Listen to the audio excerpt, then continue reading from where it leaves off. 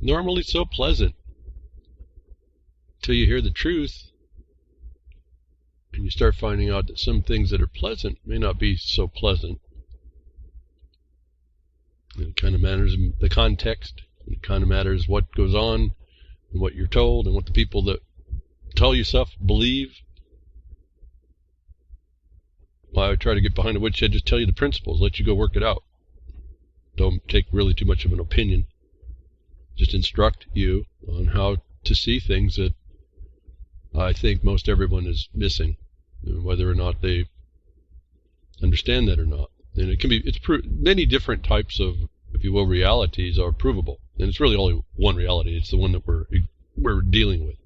But there's many, many dimensions and factions within this.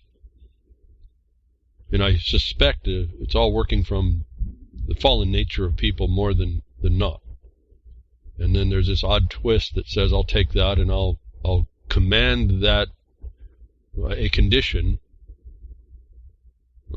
that may not be the truth, but that I can believe in. And you just believe in it, and you don't go look at, and you will not look at anything new. You will not try to practice it. You will not try to do anything new.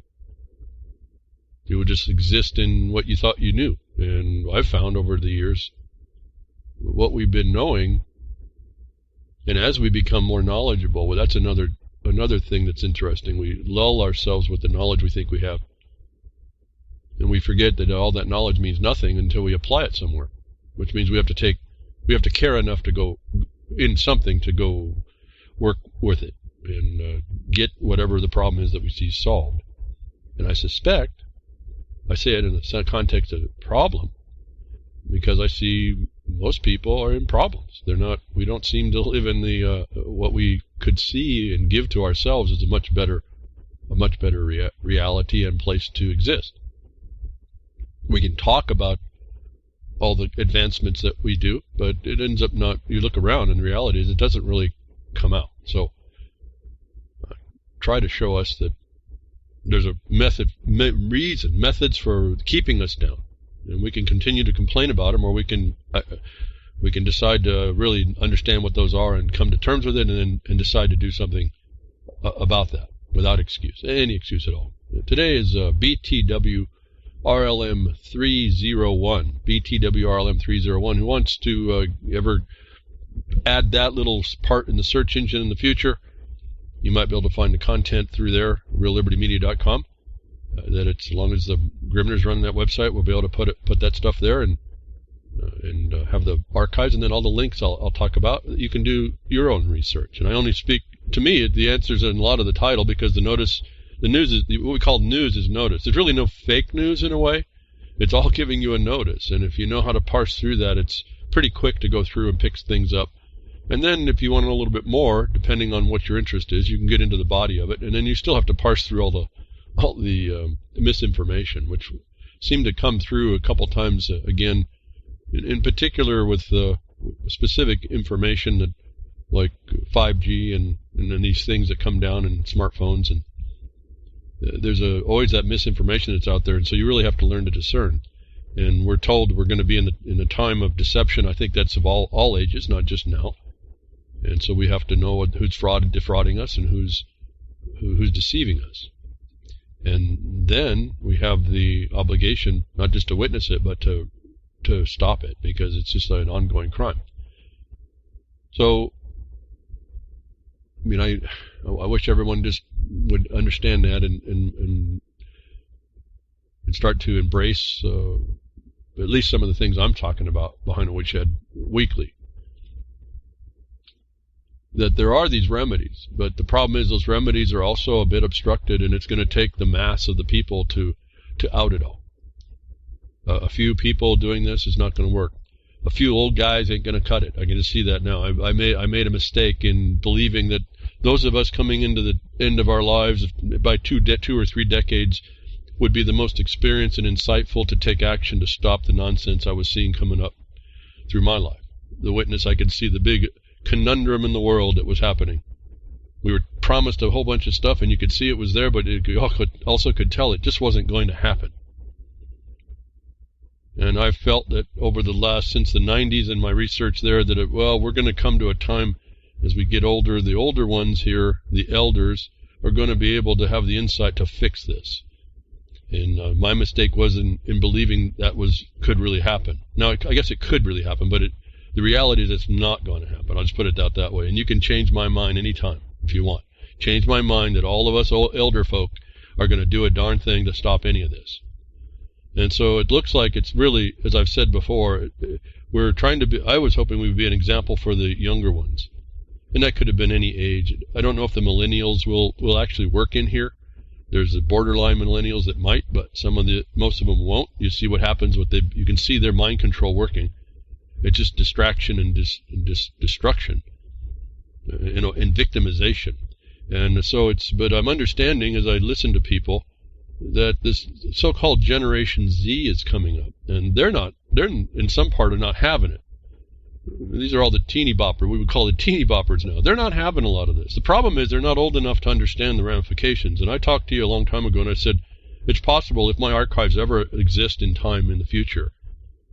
I'm actually speaking to those that are living in a prison, in a cage. They don't know how it got there. They just know they're living in it. And they don't have a clue because they've never been given the information that they're going to need at least a touchstone on how to unravel or untie or get rid of, not really untie. The answer to the Gordian knot is to not untie it and worry about it, is to just get rid of it, not put yourself as a subject to it. That my broadcasts may be, hopefully in the future, at least a touchstone for those that don't think they know so much, but find out they need to do so much. And that's the whole point about this. You need to do. I don't care what age it's going to be. We need to do. And I'm really starting to see that I doubt that those folks around my age and my generation before and after, I don't know that we're going to do it. We have the opportunity to, but I don't know that's going to happen. So you can those of you that disagree with me, you can change my mind. Go ahead and change my mind. I'll be happy to see that I'm wrong in that. But it's not looking like that. So it's possible that I'm speaking to the future. Those that find themselves in the cage, I told you this a long time ago, they're going to be in a cage that they know is a cage, and they won't be able to understand how it got there. And yet the tools are right there if they were just to have it in order to do what they need to do to stop it. It's not going to be easy at all. You think we can't do it now. You wait till it gets down, when everything gets locked down, like I keep telling you it's coming, you see it, you're like standing on the tracks watching the train bear down and know, okay, well, there's a train and I don't like it, I don't like the noise, and I don't like the smoke, and I don't like this, and I don't like that, and then the train hits you, and then the next generation gets it. So we have an example to meet, and I don't think we're meeting it. Now, there's a few that are trying to meet something, trying to give an example, and I hope that information that becomes worthy extends itself in time and lends a hand, hopefully, because I don't know how else it's going to do. I don't know how else this gets done. Either society goes into the stinking abyss and becomes this controlled system, and your energy, like the Matrix is not a movie, the energy won't look like pods necessarily, although there's a line of thought that looks like it will perfect that as well, or could. But you all become the epitome of what the pod people were. Your lives are sucked like the parasite the government is, and those that get into government to do so. They suck from your life, and they take it down, and they destroy it, and you don't ever understand how that's being done.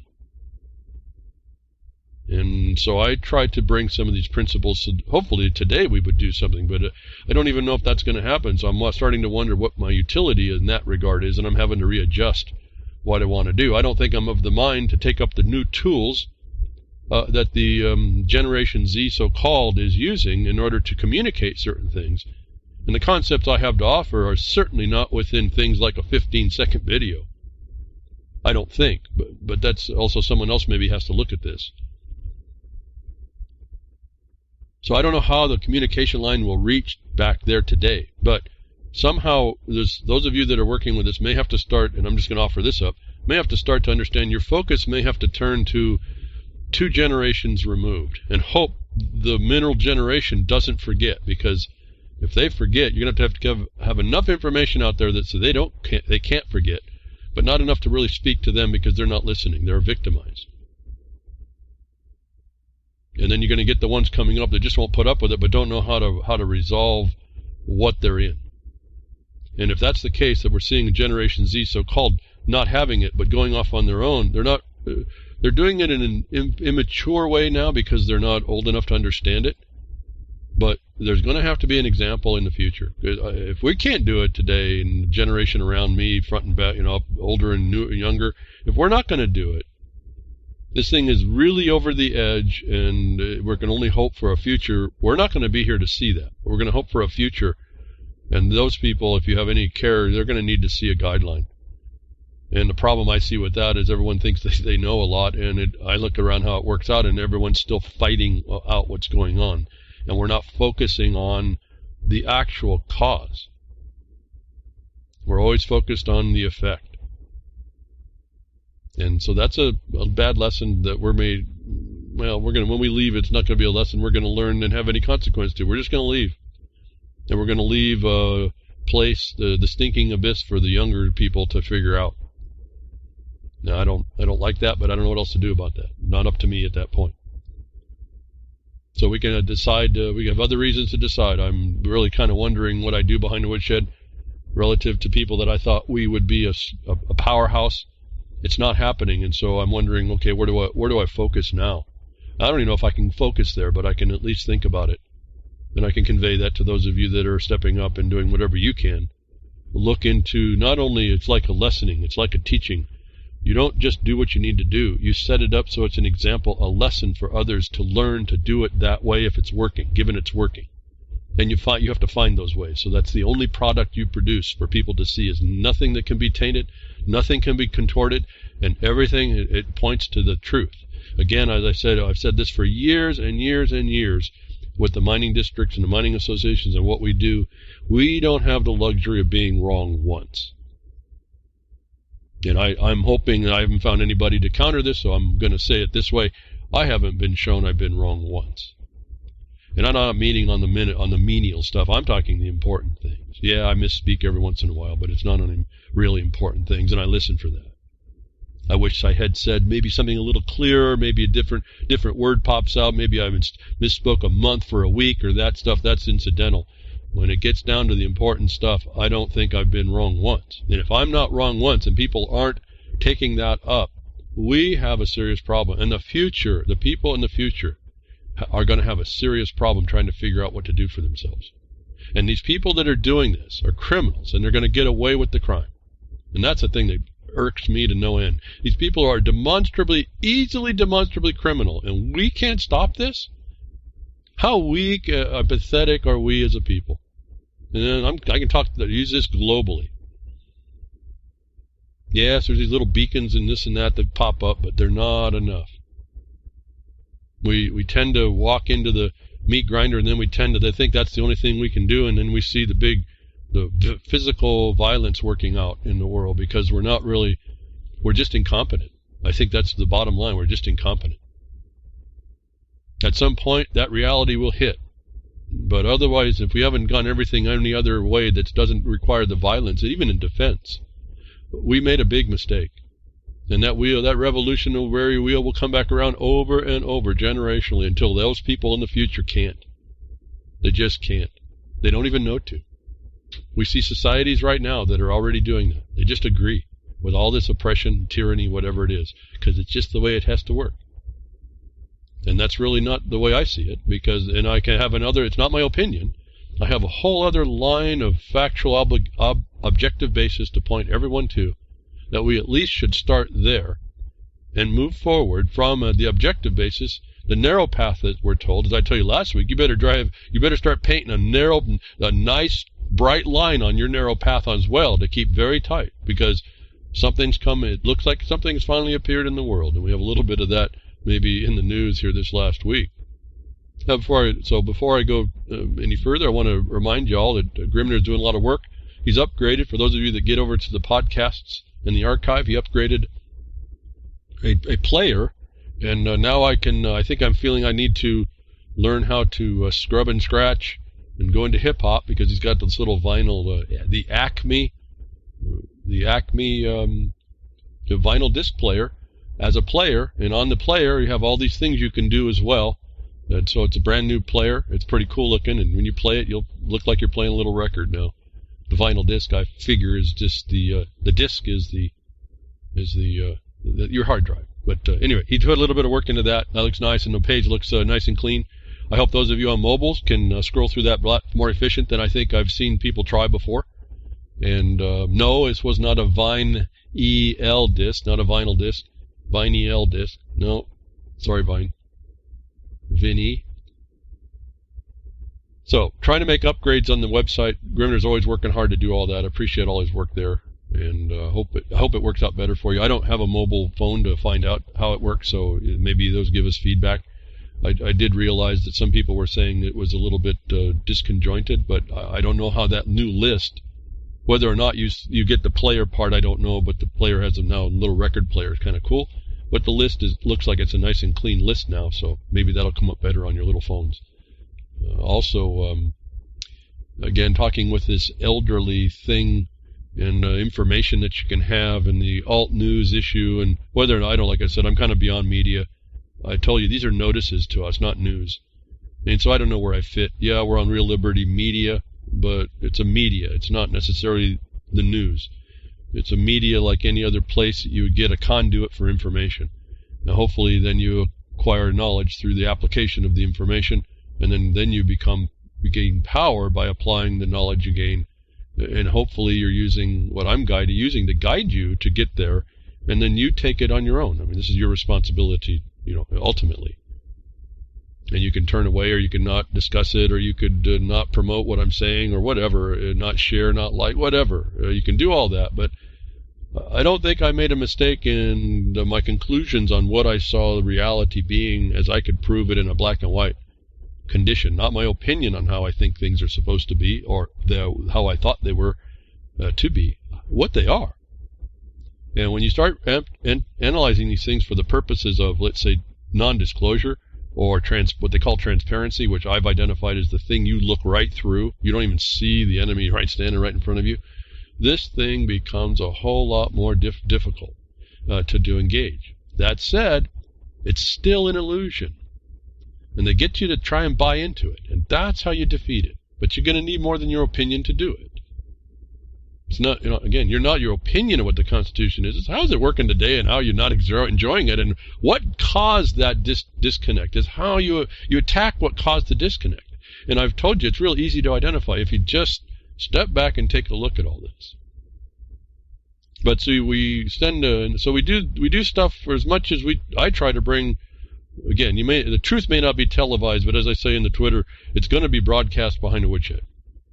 And you can take that truth and you can disregard it or whatever, but that truth is going to sit there into the future. It's sit there to inform you, and it's going to sit there to help you if you just go ahead and do your preliminary check. As I said, I'll send you to the path it looks like you think you need to do on any subject matter area that the so-called news is telling us to look at, and I will explain to you what you can find down there, and then you'll find all the rest of the stuff that I don't have time or didn't have time to go look in those subject matter areas. But because you made that important to you. I didn't make it important to you. And if you don't want to make something important to you, then I don't know what value that you are to yourself at some level. And I mean that spiritually or psychically or functionally. I don't know what to say to an absence. I just take notice. Again, the silence is what kills us. The silence is where the victory is taken against us. And counter to that, our speaking improperly to others and spreading other news is also a problem. And this came up here, and again, this is all taken in context of the understanding that this whole media, so-called, this news we want to read is full of good and bad information, and we have to start to learn to discern. But they're pointing out now that in this group of folks, I thought we were going to stand up and do the right thing because we had the best insight and we had the best experience of the time, and we have the energy still. That some of us, we're not literally 1 foot in the grave. That we would be a powerhouse to be reckoned with. They called the baby boomers. I miss the baby boomers, but I'm right in there. And that group would do something when they went into retirement. We could fix a lot of this, but that's not happening. And yet, now they're coming out you see the power that's sitting there that they want to dissuade, and they're vilifying it right now with this little news, this notice to us, but we can take a different inference. Elderly conservatives spread the most fake news during 2016 election. Now, this thing is such a big deal for the liberal side at this electioneering 2016 election. They're continuing. It's 2019, and they're still talking about it. But now they want to blame somebody. They want to get to the facts of it, and they won't. None of these people will. And this is the other problem for us. We have to stay on the facts, again, that narrow path. They call the elderly conservatives spread fake news. Well, elderly includes, if you think elderly is the 65, they say that people over 65 and ultra-conservatives shared about 7 times more fake information masquerading as news on their social media site than younger adults, moderates, and super liberals during the 2016 election season, a new study finds. And so here's what experts say. But the 65 here, I've told you before, the word elderly, when they put it and they use it, that means everybody above age 46. That's when years and years ago they started to bring that word in. They started to identify people in news articles. If an elderly woman was accosted, an elderly man was this, and they were all 46 and 47 years old. And so they were shifting the consciousness way back when to now, but now they split it and they say 65 is elderly. It's not, folks. They're talking about everybody just above, maybe even into millennials, but just above millennials. I'm talking about functional millennials now. If you're 46 and older, they're talking about you. Now, you're going to say, no, that's not the case. The whole point is, well, how do you know if you don't know what's good news and bad news, so to speak, what's a story and what you don't? And I can say a lot of us don't know some of these stories are fake. They're completely fake. They were fabricated outright. The problem with this story is when you go into this, is this does tell the truth. We do send a lot of fake news around. And this is my main problem with a lot of stuff I see that comes my way. People want to pass information, and I look and say, but there's something wrong with this, and I don't mean this something is a question. I mean I identify what the something is, and it could be numerous things. I see this in the Twitter as well. Not looking at age, just looking at what people do.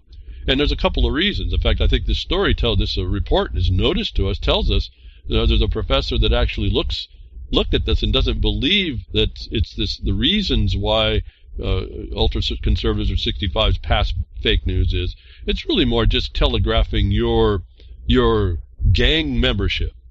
And I have a feeling you're sending this new notice off. You're just saying this is what I generally believe. You haven't even looked at the facts generally.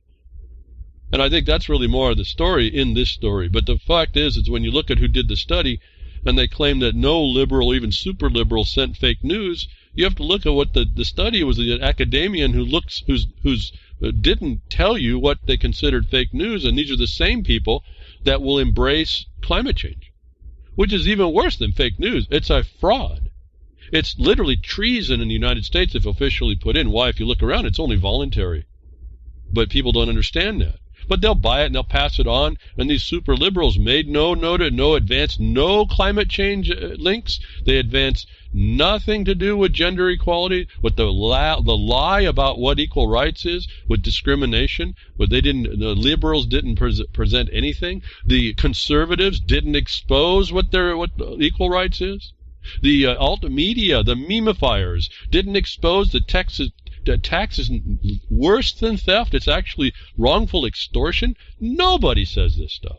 Everybody's passing fake news to my mind. And I say everybody in a general.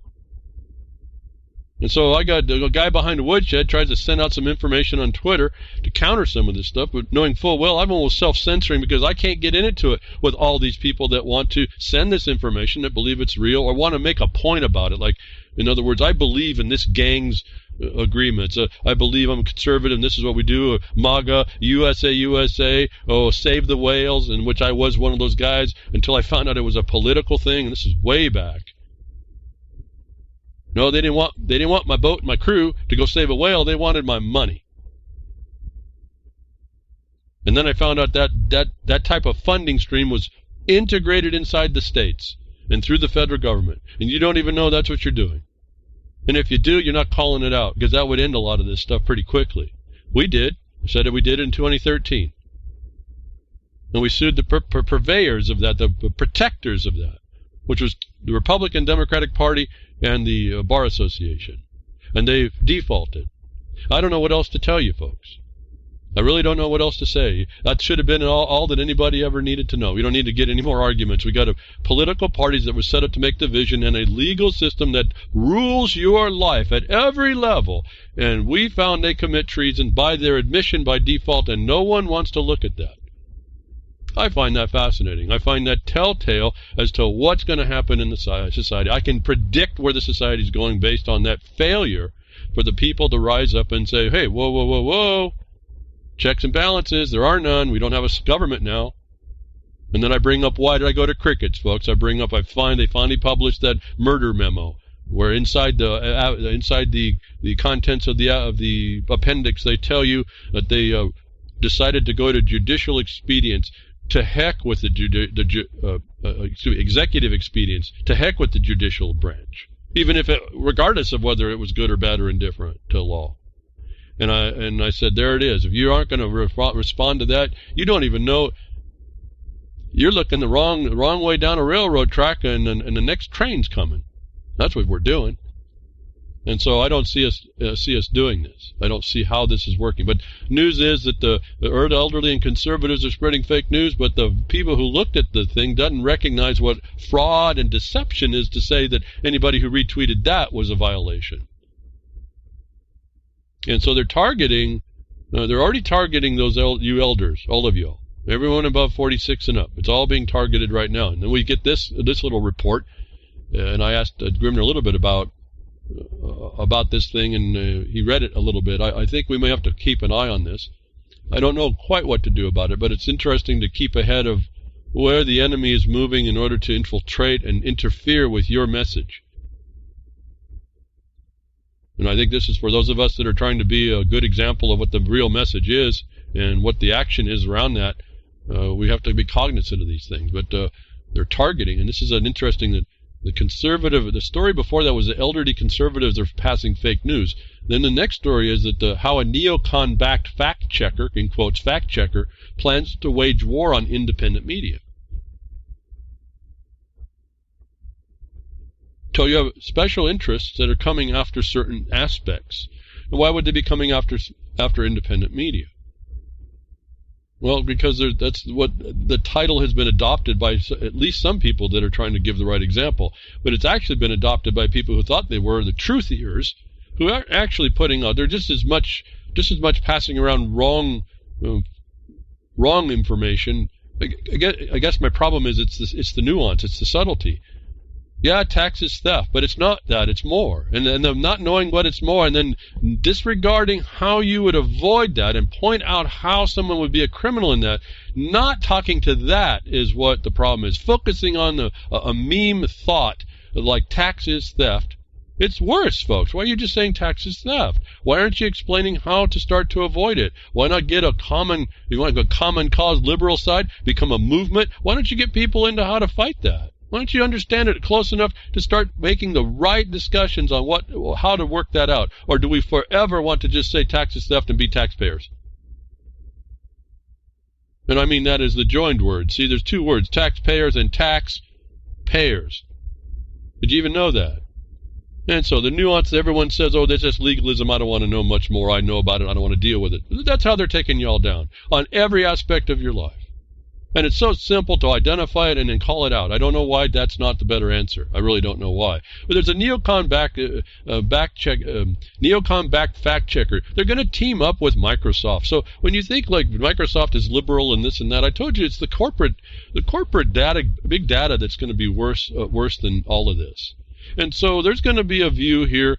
They focus on the conservative, and then the conservative already has a movement inside that they're actually going to be working to bring what they call NewsGuard into plugins. There's already a plugin that exists, and they're going to bring it into, Microsoft is in discussion to bring it into their browsers and also into the Win 10.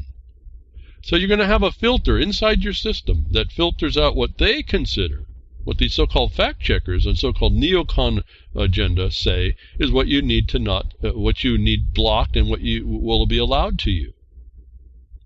And so they're going to have this plugin apparently is tied into some database. Again, you're trace and tracked and all this other stuff goes on behind the scene of all that.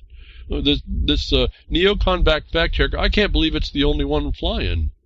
I think there's maybe a couple of them, but it's going to become integrated in your system. My whole, I think last night I put something in the chat. People took it, they grabbed it and took it the wrong direction. It's the fact that these tools that we're given are going to be limiting our ability to see in the scope of things accurately, and we're going to have to start broadening our awareness of these things and to go find alternatives to the alternatives.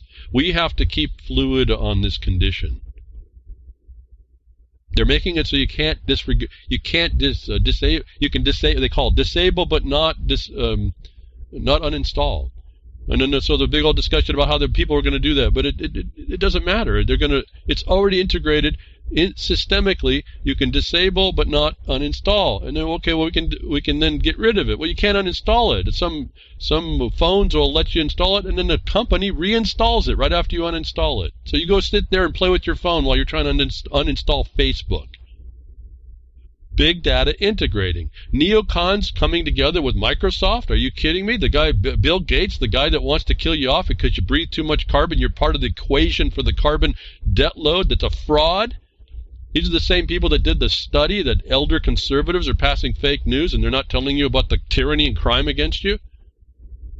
This is our problem. We're not having enough people that readily, simply, and summarily identify these things and move to the point of how do we respond and how people need to respond. In this case, you're going to just stop. It won't happen, but you just stop buying their product and you tell them so. I don't think that ends it. But the point is that you have to become, I told you before, what I've done, austerity. You just put yourself in the future already, because that's, if you don't, you're going to be part of that system, and they're going to have enough information when it comes on to you in order to make you a criminal. If we've heard enough of those stories, you can say, oh, what do I do? I'm not a criminal. I don't do crime. Well, they're going to make you doing crime. And they're getting the authority to come right in to haul you off, and then the presumption gets flipped on you. You have the burden instead of where it is now. It's on them, whoever them is. Soon after the social media purge of independent media sites and pages this past October, a top neocon conservative and insider, Jamie Fly, was caught stating that the mass deletion of anti-establishment and anti-war pages on Facebook and Twitter was just the beginning of a concerted effort by the United States government and powerful corporations to silence online dissent with the United States and beyond. Remember, I told you the news, the notice to us was Microsoft was going to give all of its technology to the United States government. And the only thing they're doing right now is big data collection surveillance. They're certainly not offering a product that's free of all that and free of unattachment. While a few relatively uneventful months of an online news sphere have come and gone since Fly made this ominous warning, it appears the neoconservatives and other standard bearers of the military-industrial complex and the U.S. oligarchy are now poised to let loose their latest digital offensive against independent media outlets that seek to expose wrongdoing in both the private and public sector. Now, this technology is called NewsGuard Technologies. I won't go on. You can read it if you're interested. I had a thought we might be able to combat some of this on these internet websites by, if I realize I've seen there's some scripts that can run to identify what plugins are being used. If people start using this NewsGuard, or it comes into the OS as a filter, I have a suspicion that there might be a script that can be put on a website to actually counter the message of NewsGuard saying that you don't have the right to this information, by saying that to the messenger or the viewer, the user, that when the website sees that NewsGuard's being run on their computer, they come back and tell the user that their system has been hacked, and go through a dialogue about what that might be in order to use their tool to inform the users that that's what's going on. Otherwise, I had also had an idea that on all these websites that are so-called alt media, the ones that may be attacked, you put your own shields. Instead of NewsGuard, you have NewsGuardian and a shield. And the NewsGuardian, you can click on it and you get explanation of how the news that's brought forward is a certain standard. And you could put a shield that says instead of NewsGuard, you have MediaGuard. You adopt the same strategy, but start putting it now on the websites, was an idea that I was having. I haven't thought the idea through too far, but there is certain things that are coming down to control us, and we can counter some of that. Like I was telling you before, that the federal government, come out and said that you got to expose the corruption and terrorism. I told you that's what I put that on my page. I put that phrase right out of the law. That's what I do. I do what the law has said you're supposed to do. And why do I do that? Because anybody who tries to take that part down, and my intention certainly behind this is to educate you as to the politicization and the terrorism that you suffer and the occupation that you suffer it's contrary to law. I can say that anybody who wants to pull this content down is a subversive, is a terrorist, is who the law was made to do. Why do I do it? Why do I do that? It gives me an angle and I have a word in my mouth, folks. Is it going to be effective? I don't know, but I have the word, and most people probably don't. You could too. I guess is all I'm saying. Give yourself a place to stand that's not touchable, whether or not the criminal wants to come and try and trespass you. That's a different issue. So getting over the NewsGuard technologies, understand this is in the works.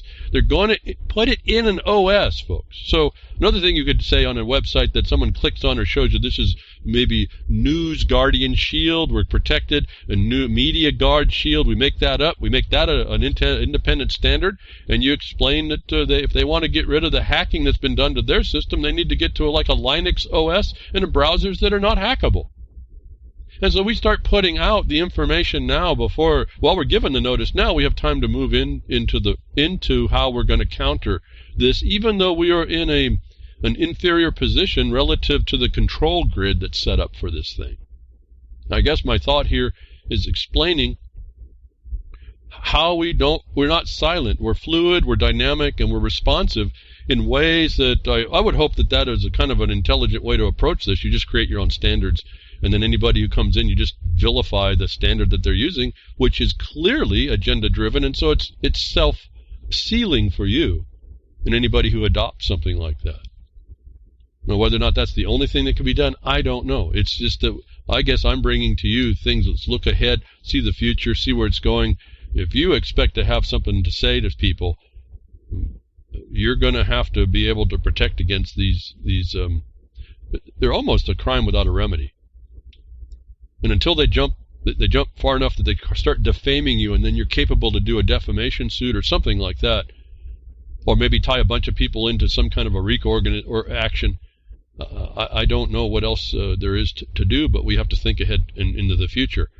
I say that because I do this strategy thinking and tactic development in most everything that we have to do. If you think this is a joke, or we don't have to do it, or we don't keep our mind on it, I'm thinking about it all the time. Welcome to my world. And why do I do that? It's not because it's some boogeyman.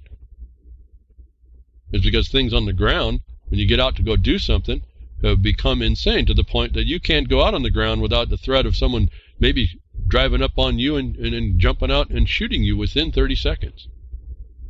That's where we've let this republic go. We never kept it, folks. And there's techniques on how they took it from us. And there's techniques on how they use our own nature to exploit us.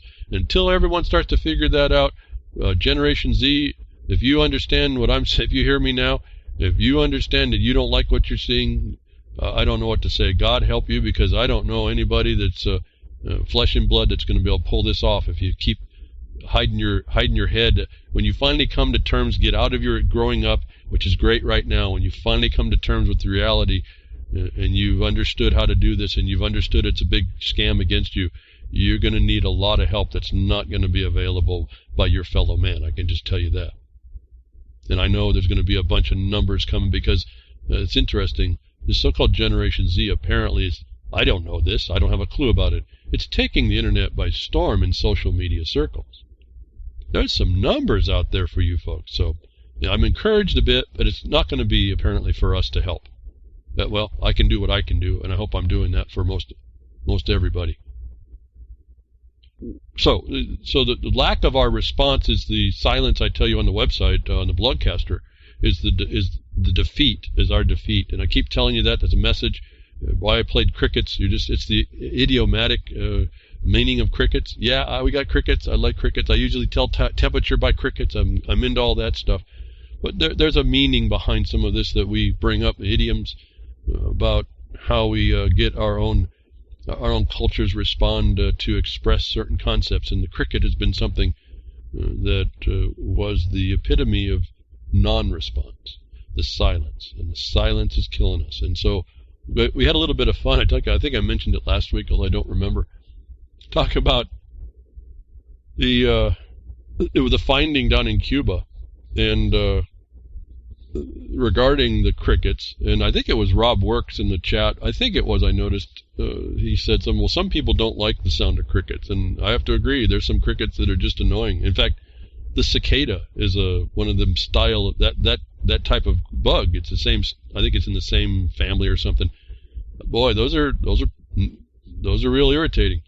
And that's that buzz you hear in the summertime. It's in the trees and it's surrounding. It's just a din that you can't get away from. Well, little did many people know that maybe this little cricket can make so much noise to be annoying. And so it's kind of like an antithesis of what I've been saying, that you actually can cause damage being crickets. But the thing is that all the crickets have to be making the same tone and have to do it in a certain way. And a little bit of evidence had come out that if you're a certain type of cricket, you can at least cause people to believe they're crazy. Now, I don't think that's an answer, but it is a notice to us. And we got that story from the Cuban embassy story. A study, mysterious sound recorded by sickened Cuban embassy. This is American embassy people in Cuba. Staff was just crickets, they said. So we've had a little bit of fun over the last week about this story, and I think Grimner put it up as well, and was referring to the fact that, I've been talking about these crickets for years and years now, and not to lose the point of the importance of them, and not to disrespect the cricket itself, but there's a thing about crickets. And here it comes in the news to let you know, not only are the silence is going to be the war against you, but they can create a sound to make you crazy. And look at the world, folks. As we don't respond to what's happening, look at how the world has gone insane. And the crickets, the society of crickets that we have. But since 2017, the baffling case of United States diplomatic staff in Cuba and elsewhere who developed symptoms resembling brain trauma after allegedly hearing strange noises, sometimes called Havana syndrome, have spawned plenty of theories of varying plausibility. A covert sonic device, malfunctioning spy gear, weaponized microwave radiation, poisoning, and even psychogenic illness. In the latest twist, the New York Times reported, these are the experts say as well, these are the news getters, the liberal side, that don't produce any facts, that are wrong. That's all good news, not fake. The New York Times reported on Friday a pair of researchers is pretty sure, I understand the pretty sure that one of the recordings of the strange noises captured nothing more nefarious than a particularly loud breed of cricket. And so though all the news is saying this is all this other sonic device, malfunction, weaponized microwave causing brain trauma, the report come back that when someone finally looked at it, didn't talk out of their sensationalism, but actually went to go investigate. When you finally took a scientist to look down, like anybody could have, you found out that the signature of the sound looks really close to a cricket. So that was where we got off on this fun thing that I do here behind the woodshed. But that wasn't good enough. I wanted to look at it a little bit better. And I appreciate Gary L. produced. He went down through the article before I had gotten there, and he sent me off and sent, here's the sound of the cricket that is supposedly a microwave device that's causing brain trauma. And he got the sound file for it. And I found that this was really cool. I thank him for doing that. So let's listen to that sound. And this is totally different than the crickets. There's all kinds of cricket sounds. In fact, it took me a while to find one I could use for the broadcast. But here's the one that's attacking the U.S. Embassy, the deafening sound of silence at the U.S. Embassy. Now here's a little bit of a sound of what these it's a scientific file from a university for what's something called an Indie short-tailed cricket.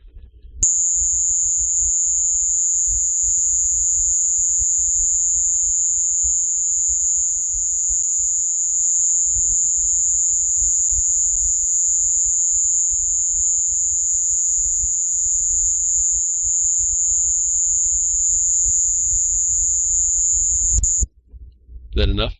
You done? You got brain trauma now, folks?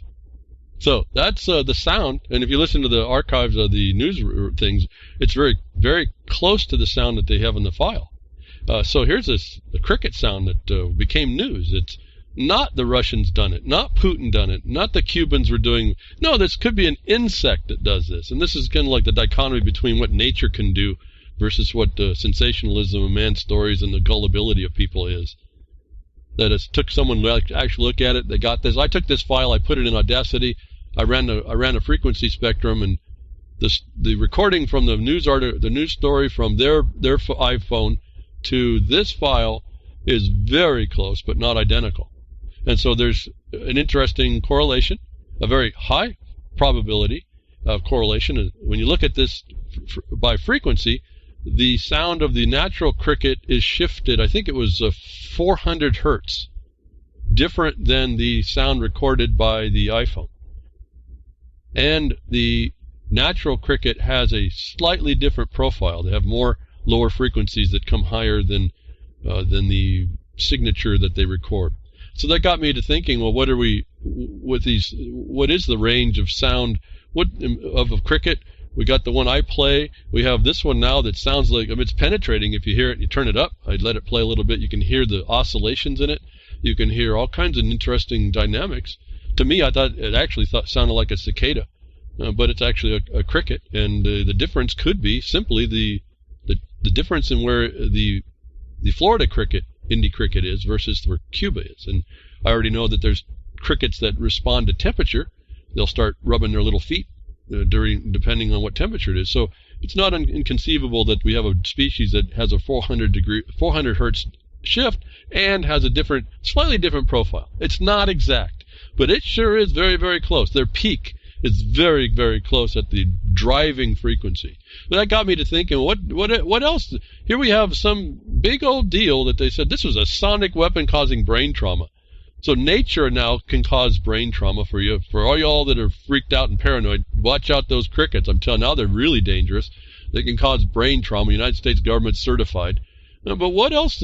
Science has looked at some of this, and artists have looked at this as, what else how else do we perceive these things, and what deceptions could be brought, and what don't we see with crickets, and how to develop all this, and scientifically what's going on. When we start really looking at it, I got a little bit intrigued, and I remembered something I was going to prepare for you before, that crickets, we can be lulled by crickets. It could be a heavenly sound. And here's what somebody did years ago that created what they said was a reduction in frequency. If we reduce the frequency of what we just heard, and you hear the sonic changes in it, the resonances that are adding and subtracting, what does this sound like when you reduce the sound? Well, here's what he came up with. It's pretty neat. It's called God's Cricket Chorus.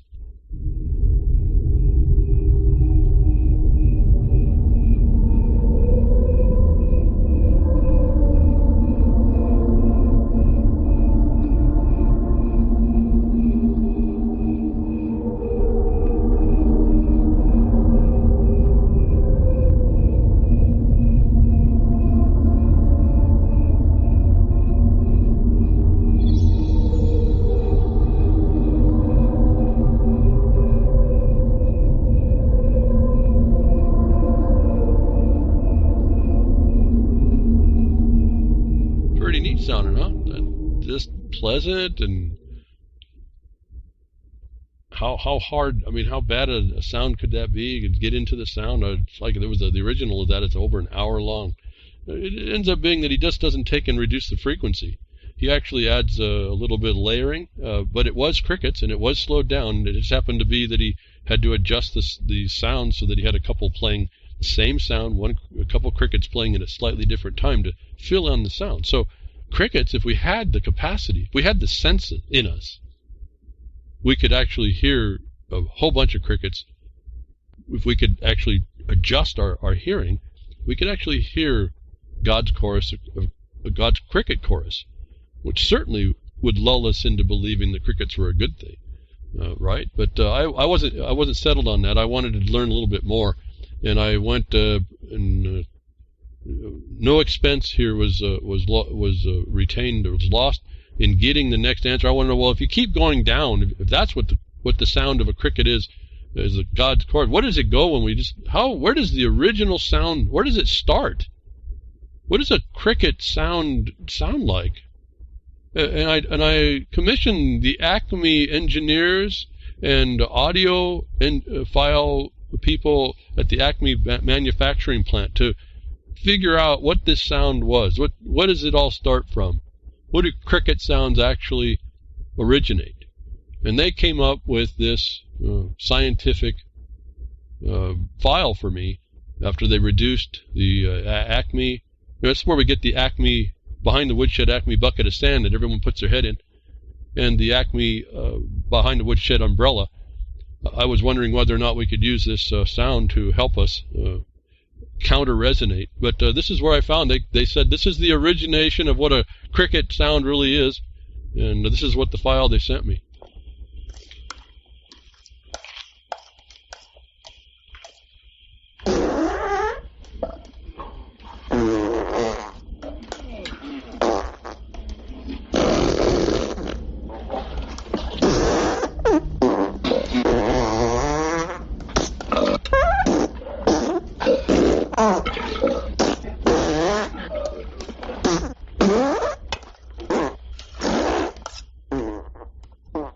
So that's what you slow this file down. You can go ahead and play games with what a cricket does, how dangerous they are in the embassy. But you slow this file down, and it's what you just heard. Crickets are a representation of humanity, just expelling.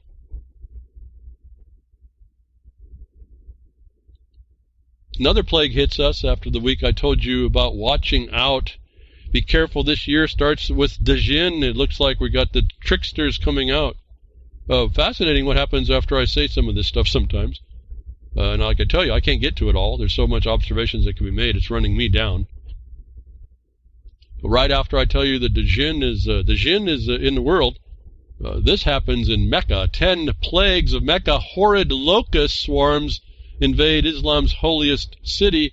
And the interesting problem was actually this was a herd of black crickets that swarmed into Mecca. So this is our world, folks. It's just it's a fractal of us and us expelling in all the wrong ways. And here we have a week after I say there's funky things in the world coming. Watch out. It never happens, but Mecca got swarmed with a bunch of black crickets to the point that they started fumigating the place. The whole God's house was fumigated, killing all these crickets to let you know what the end result of being a cricket is. An operation has been launched to eradicate the insects. Whether the calamity was a divine message or the result of migration remains a mystery, but the massive swarms of locusts might still be an unsettled one. That's the opening paragraph. It's actually a black cricket, they find out. And the question of whether it was divine or a migration, they answer by the black cricket does not migrate. And so this is an totally unknown thing, why it happened. In fact, at the very end, they say, no comment was available yet for the reason for this plague. Mecca swarms with black crickets, folks. If you don't think there's something afoot this year, I'm going to be interested to watch how we roll this out. Pretty interesting stuff. This is like the one-off novel stuff. It just doesn't happen. So we can all conjecture as to why, or we can just observe it and go find the important things we need to be doing and just not be that cricket. Just not be the sound that sounds if you speed it up. Because we get to do all this technology to distract us, to keep us off point, give us the fake news, if you will, the fake sound. We can speed all that up, and we can become a weapon that causes mind trauma to ourselves, or we can just be what we are, as a bad exhalation. What about all that fumigating and polluting of the environment? We talk about moving ecology into this so-called climate science. It's nonsense. They've changed the fact that we shouldn't be defecating in our own bed to having it a cause of our just existence is a violation. In a story that came through that was talking really about 5G, and I found some really glaring incongruities, glaring errors actually. something so bad I couldn't use the article for the broadcast, so I thought it would be neat to tell you all about it, but I couldn't. It was just too much information that was not quite right. That said, there's always looking inside of things. You still find some information that I guess is usable if you, again, care and want to apply it. And I talk to you, those of you that are interested in clearing the atmosphere of a lot of the problems that we see, whether you now identify the chemtrails, you identify it as a weapon against you, as I've told you in Title 50, whether or not we now see that the academia started to run cover for an existing program that was spraying particulates, aerosols in the atmosphere. Through the 5G discussion article, that it was just a big mashup of a bunch of information. That I read and I got down to the point where it talked about ion thruster engines used for launch, and I said I don't know, unless you can tell me, folks, I don't know of any ion thruster engine that could launch a spacecraft from Earth. They can be used in space, but they don't have the power to launch a spacecraft. And so I got to that point, and I said, no. I've been too loose on reading. Let me look at a couple of things. Well, I wanted to go back and I wanted to research some things anyway, because some of that stuff's interesting in any regard. Always with an eye out. Oh, I got my eye out. I poke my eye out looking for this stuff sometimes, but sometimes it shows up in unexpected places.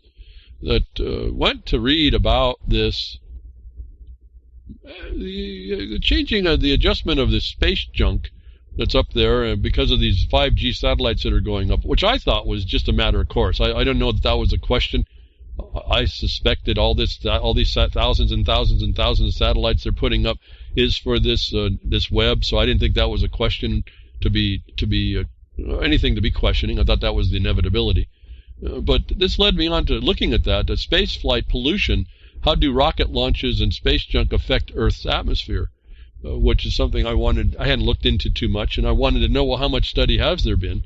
And again, for those of you that are responding and doing comments or whatever, or having a thing to say locally or your local things, this is information here that was pretty interesting.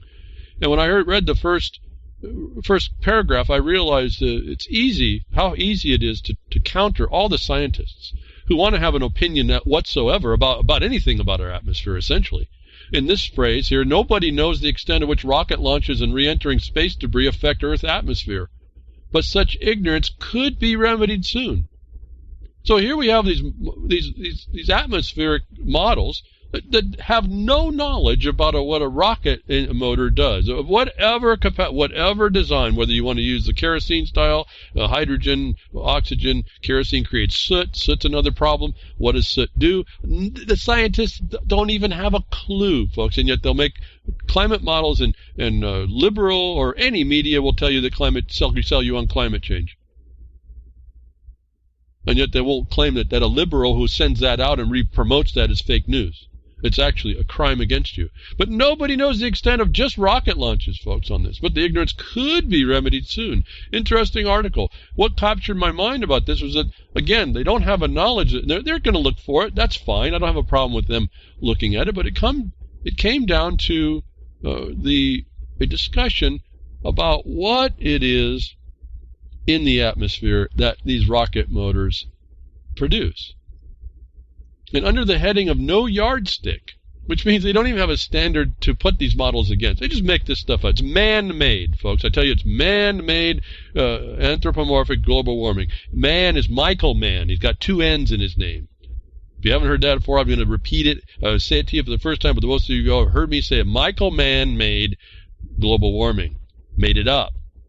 And so here's the key study focus is the climate impact of major rocket engine emissions. And here's the list of what the rocket engine will put out. Carbon dioxide, water, black carbon, and alumina particles discharged from solid rocket booster motors. Remember me years and years ago talking about aluminum oxide, folks? The aluminum that the engineers were putting together to do certain things. It was the humic acid study I found. I asked, why are you looking at humic acid relative to aluminum oxides? And they found out within 3 days the evidence disappeared. Do you remember that? Some of you have been around for years. A recent finding, Ross said, is that alumina particles previously thought to cool the Earth by scattering solar flux back to space actually warm the planet by absorbing outgoing terrestrial long-wave radiation. However, fully appreciating the microphysics of alumina and other rocket emissions introduced into the atmosphere requires more research. First point, they don't know. Secondly, the aluminum containing molecules that they throw up in aerosol, they don't have a clue it's 180 degrees what they thought it did. Just like carbon was a temperature mitigator, alumina actually warms the environment. Do you think that this engineering, spraying what they've tested to be alumina particles and others, alumina particles, may not be helping cause any so-called man-made global warming? And as a matter of fact, I told you, when they tell you what's going on, it's what they're doing. Man-made the global warming. That maybe these chemtrails with alumina now on this little piece of information, looking at something totally else about finding out they don't even know about rocket launches and how many are they doing now.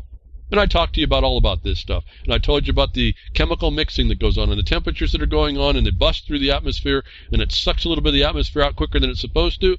It disturbs the upper atmosphere. It may be partly responsible for the accelerated, at times, acceleration of the depletion of the ozone hole, and it wasn't.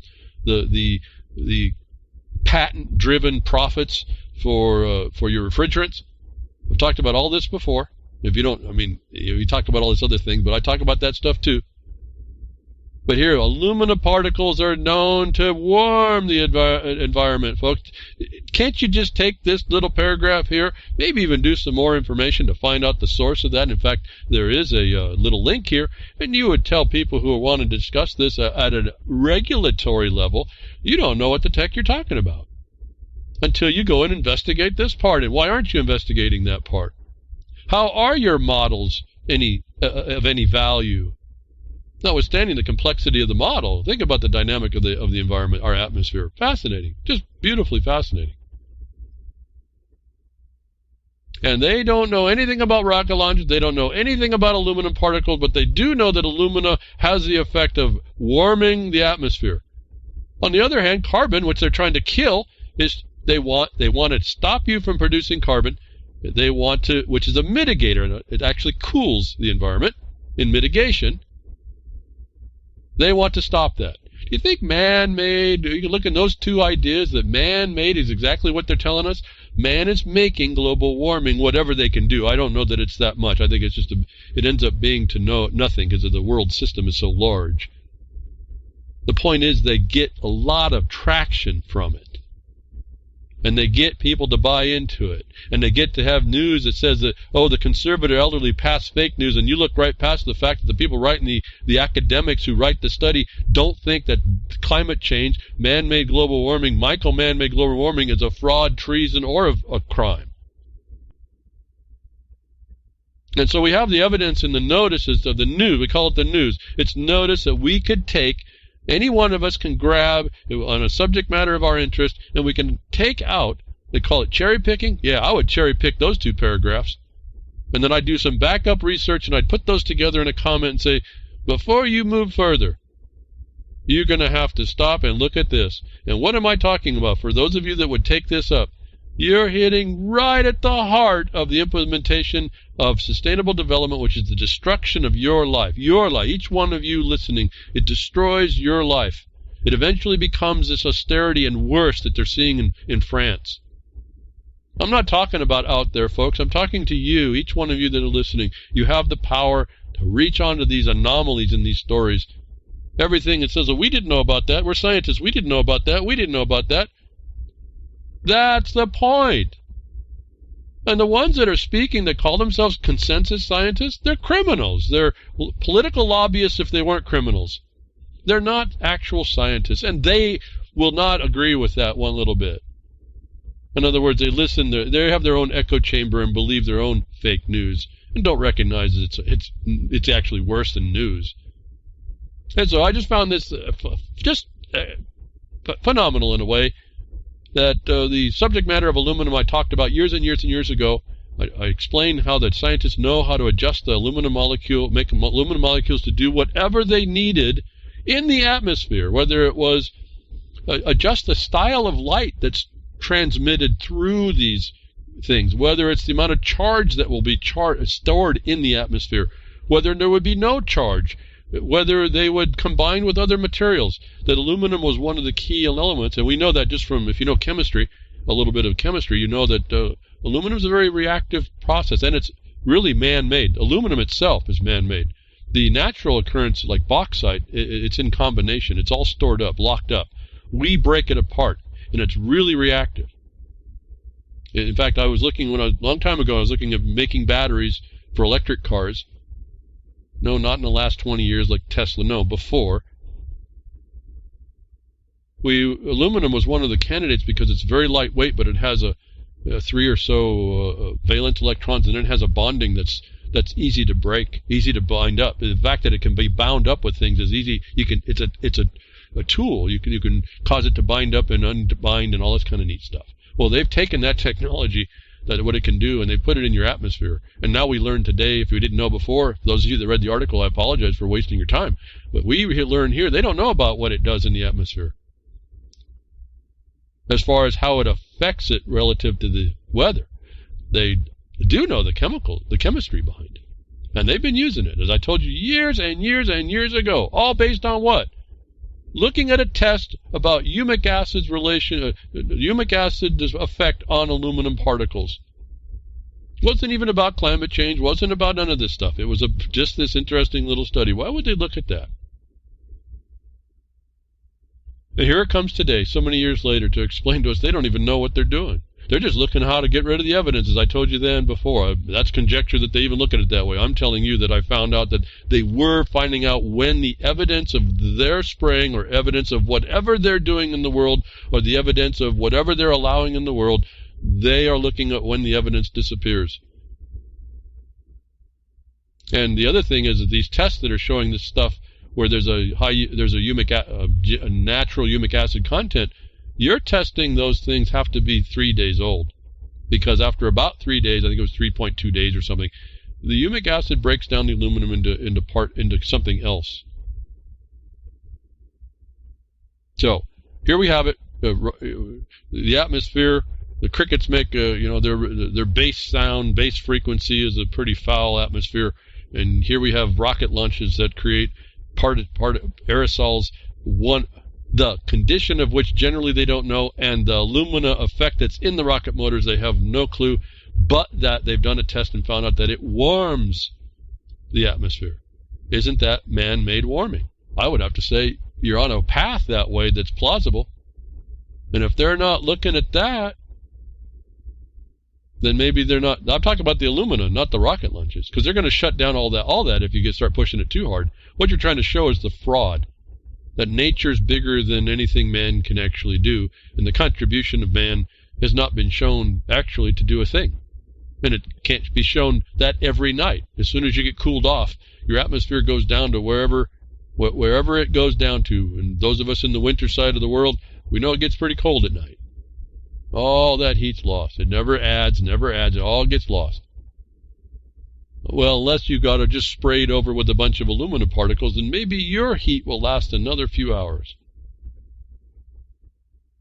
So what about this polluted environment that we don't understand and don't know and continue to do as scientists? We want to pretend we're scientists, and we want to purvey and promote all this stuff, global warming, climate change. We don't know the thing about it, that what we provide for you as a government, remember the government sits back here in every one of these things, that what we provide for government is allowed and allowable and understood, and that what we're getting from the information is the truth of what we even see. I came up with something here based in space and flight, based on The Far Side, which used to be a comic strip or a comic book, which is kind of funny. I like to think of it in that regard, that China going to the far side by its rocket launch, getting over to the far side, not the dark side because it has a light side, because it's on the side of the sun. When in our new moon, it's on the side of the sun where they are.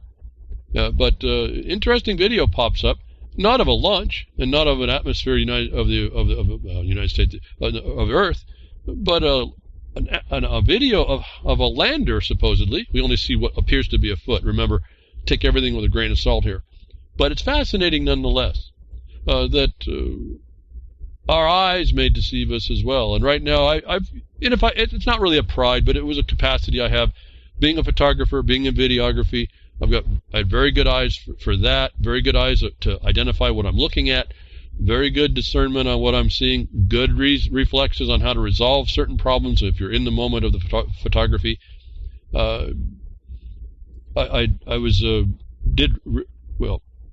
would say top of the class on what I produced, and kind of know what I'm looking at. I think I found my limit today, and it may be because I'm getting too elder anymore.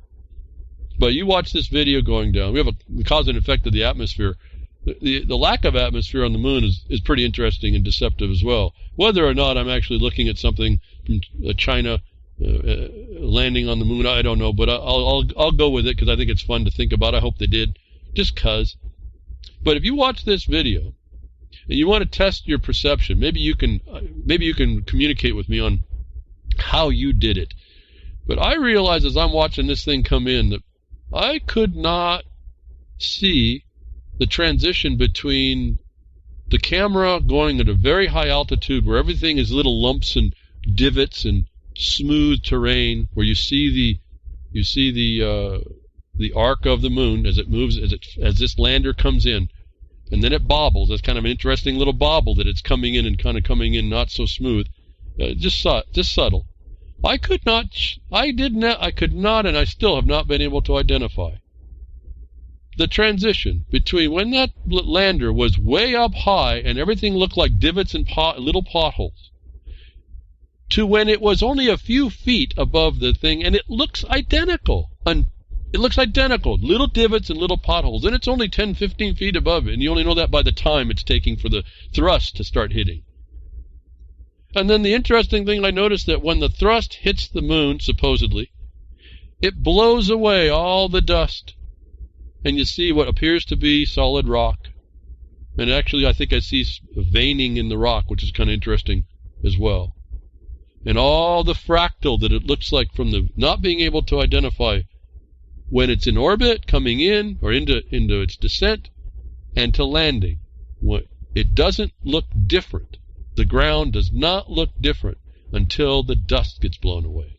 And then you see rocks. But you also know it's landed supposedly on the moon, which I found fascinating.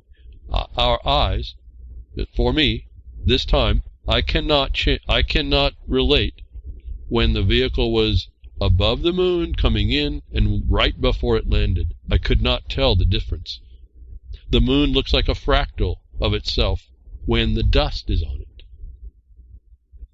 Maybe I'll let you think about all that. Maybe you can help me work it out, because I could not. I looked at that thing over and over, and I could never pick out when the moon looked like you were close from when it was far.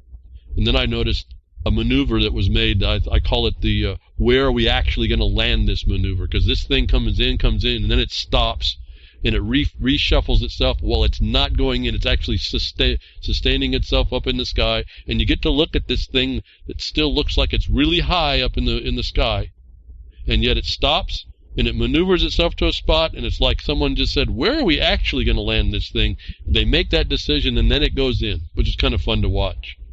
But I'd like to have someone maybe look at this when you get the link. Maybe explain where it is you see where it changes from I'm far away from the moon surface to I'm right above it. Where does the distinction happen in that? When do the little mounds and divots look different? And to me, that it was just an interesting, maybe whatever the failure in my eye was to discern the distinction, just struck me as interesting as we see the computer-generated fractals the animations that you keep going in and in and in and in. It's the same scene over and over and over. You never see the distinction. I think this video, given it's a lunar lander and that's the video that we're seeing, I think we have a natural evidence of the fractal of nature. And I'd like maybe hear some conversation. Maybe it's short. You don't have to get over and through it. We don't have to get too deep, but maybe you take a look and tell me, when do you see it go from I'm way high up in the sky to I'm only 20 feet above this planet? So, getting into this a little bit of deception here, how we get told things, how we're trying to observe things, trying to learn to discern as we see trying to make, we have all the ideas about maybe we didn't go and all this other stuff. And what China did was kind of amazing. They went on the far side, which means you couldn't communicate with that lander. So they had to have 2 satellites. They had quite a complicated maneuvering there. And then there's a theory about why, and H3 was one. Well, I'm wondering how much of that's a diversion too, because I'm going to tell you, I know that there's H3 here on the Earth, even though they don't talk about it. And so there's these little facts that we each have with us that we kind of know. Well, not kind of know. We know there's certain facts that are not quite right, that come under the skin of the truth. And so it kind of throws a little bit of a question on everything we see if we're looking. What I was interested with that video was that my eyes were not able to see the distinction between I'm up high down to I'm low, and then it just starts to question all the things that we perceive. Everything we have, everything we take in, can we, even if it was the truth, are we perceiving that it is the truth? But how easy it would be for us to accept the truth. Let's give it to them that 65 and older than 65 will just give out fake news. If that's the case, how easy it is that we will lull ourselves into that and accept certain things that I kind of point out to you here all the time. You can disregard a lot of this, but some of this gets real dangerous. And to the point now, if you disregard some of the things I'm saying and how to deal with it, or to deal with it ahead of time, it may mean your life. It may mean what happens to you. Someone who doesn't look like he was on death's doorstep just got that message, and now he don't know that, I suppose. Maybe he does. But he's not around. He takes information. He accepts what he's told. He's someone in the medical profession, no less. And because, cancer pioneer martin-gore's sudden death from a routine jab. I don't want to dwell too much on this. He got a vaccination. The guy's pictures, he looks like he's vibrant and healthy. A researcher, an older guy. Not old. I mean, maybe 60, 70. Okay, maybe old. Anyway. He goes in, gets a jab, a vaccination, and he's dead. And so this is just that quick, folks. I don't want to...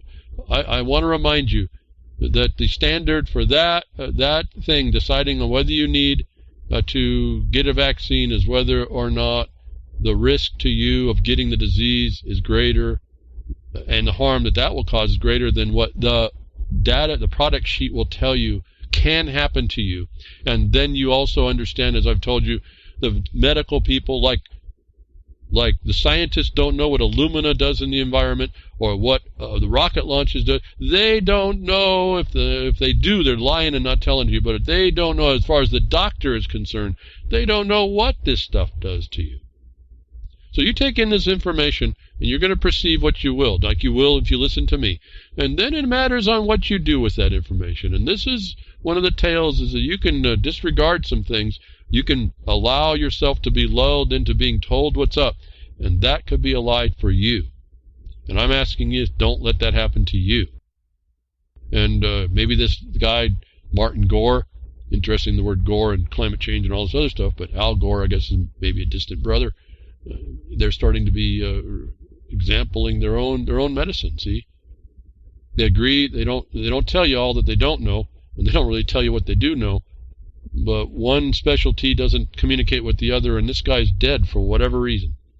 But the cause, the proximity of the effect of the vaccine seems to indicate that was the cause. And yet we hear what came out also, another, let's say, for those of you thinking about the flu shot, again, I've told you, depending on your risk, depending on what the effect of the actual thing you get, is how you analyze this. So I can't say don't get a jab, don't get the vaccination, but for the most part, most of these things are deadly.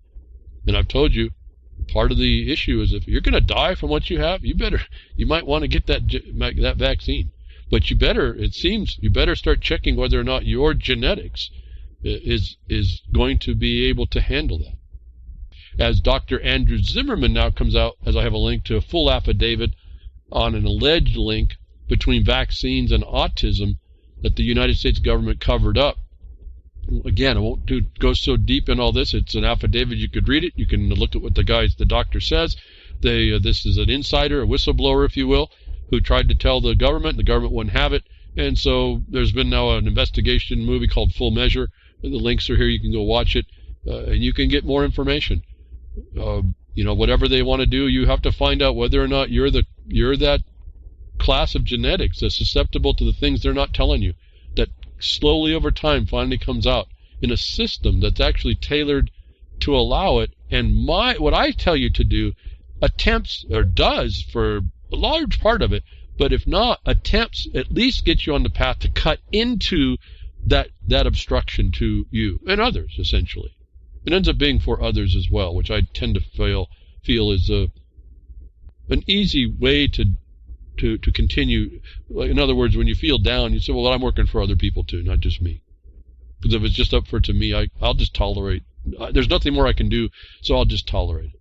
But when you displace yourself and find out that you can help other people as well what you do, I can find that it helps me to move along in the times that I look around and I see, we're not going to do this. Like I said today, we're not going to do this. You can change my mind. Go ahead. I want you to change my mind, but we're not going to do this.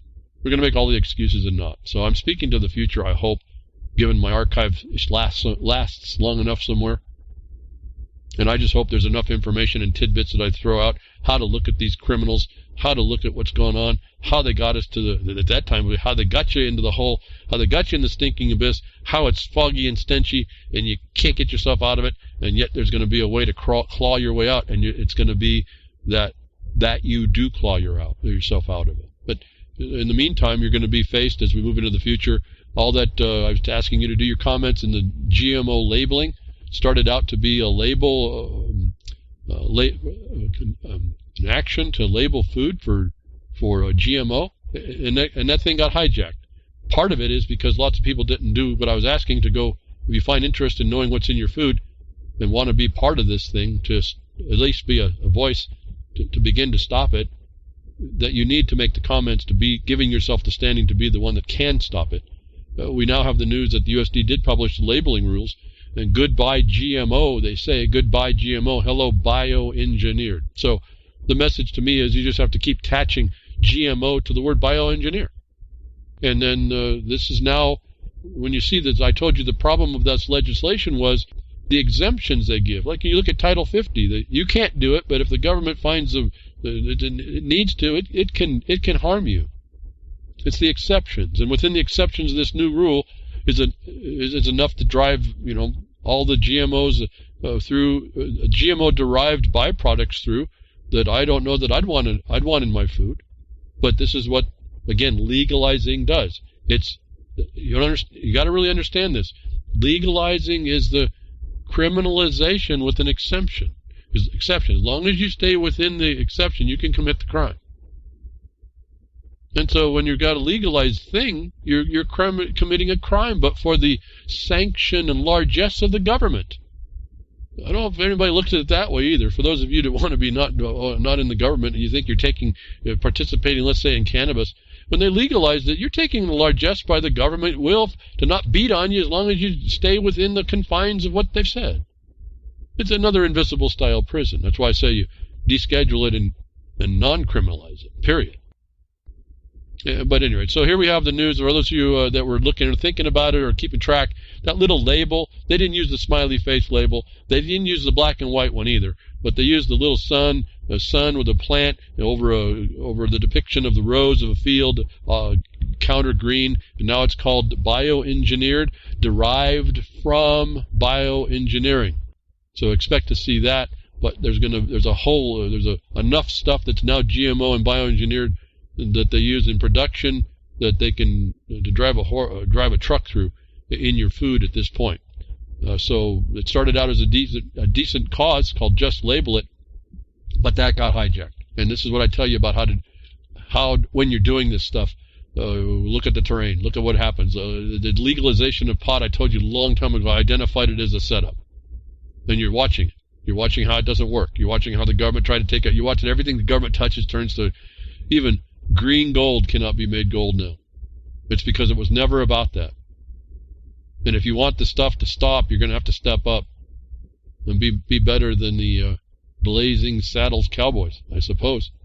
The government shutdown exposes another reason to abolish the TSA. Now, this is an interesting article. I want you to read it. He goes through quite a bit. What I wanted to point out, though, based on what I'm hearing about this so-called government shutdown, what we're told and what how we don't respond to it. And what I said we have to respond to, the TSA violation that it is, and all the reasons, and otherwise Jonathan Corbett, I think, was on this. I don't know. I've not talked with him. I don't know anything. I haven't went back to his website. I just thought about the name. He's wanted to go against this in a proper way. I've explained how he ought to really move this thing. I've explained that you need to challenge the whole premise. This government shutdown exposes, and this is why I want to talk about this report here. It's not about the TSA and how nasty it is and what it's doing and how it's all interfered with your freedom, so-called freedom to travel. The point is that the complaint is that the TSA workers are not getting paid, and so they're not working, even though they've been told to. It's like a deferral of payment, but they're not working anyway, and it's causing backups in the lines at the airports or wherever. I don't know if it's all they're doing this at the train stations either at this point, but at the airports for sure. At the partial shutdown and the non-payment exposes another thing, and it turns right on what I told you need to attack. The purpose under which they use the need of the DHS and the TSA was this fraud that they piggybacked upon on 9/11. It's the fraud of the national security need. And together with other articles we've talked about, when you understand that they've done 95% of the time they've been able to sneak things on, you can prove that the TSA is worthless. And it was just a thing in order for the government to gain surveillance control. And you see how that's rolling out. You can do all that. I thought that this was a proof for y'all that are interested, any one of you, anybody please, folks, to identify that the TSA is as they say right now. It's non-essential, to prove it's not an imperative. You can prove by the fact that the government's not funding it to show that it's a lie that it's an imperative for national security. Next. Anybody can take this stuff up, folks, and you can amplify what I'm saying. Border Patrol and TSA allowed to secretly spy on everyone's social media accounts. Now, who wouldn't be interested in doing that?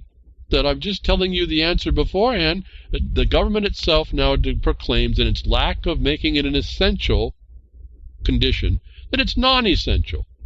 And where the Supreme Court has said that they only get to do what is practicable without violating you too much and reasonable, a non-essential imposition is an unreasonable imposition, isn't it? But if you don't attack it, Border Patrol and TSA allowed to secretly spy on everyone's social media accounts. The United States Border Patrol, CPB, and the TSA claim they need to secretly spy on everyone's social media accounts so they can understand a person's relationship on their friends, family, and the government. What business is it of theirs?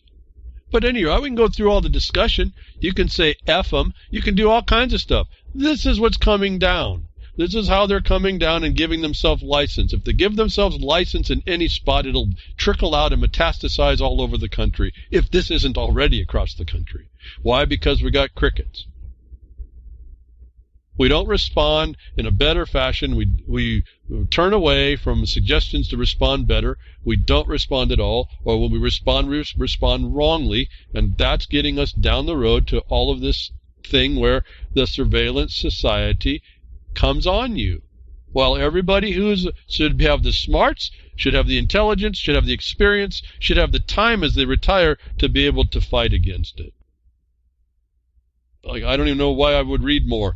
Read more of the story. Read this thing. Read what's going on. Read how they're locking the cage up on you. Read how they're bringing it right to your doorstep. You don't think it's happening. This is coming right to your doorstep. It's right now at your computer keyboard and your social media, which is in your house. They mention in this rule about entities. That's the government, folks. I don't know what... I'm sitting here. What else do you need to hear that everyone I see would rather argue amongst each other than to start to focus on the unique conditions that the government explains to us it isn't right, and not use that against them, at least make an issue of it for others to see, because apparently not many see, actually. They get to gather up all this information from social media accounts. Why? What, so they can make up stuff? What did I tell you, folks? They make up stuff. What do we find about Boston? Boston PD was making up stuff. If you were in the same proximity of your social media account and you got your geolocation or whatever they can find out from you, and you happen to associate or respond to someone who they found was on a gang list, or you walk by them on the street and their geolocation found you, you'd be deemed to be associated with a gang member. This is what the threat is to you. When they put you on all these programs and social credit, remember, don't forget those things. Those are so sitting all driving all this. Cars will soon be monitoring their drivers and selling the data they collect, if they aren't already.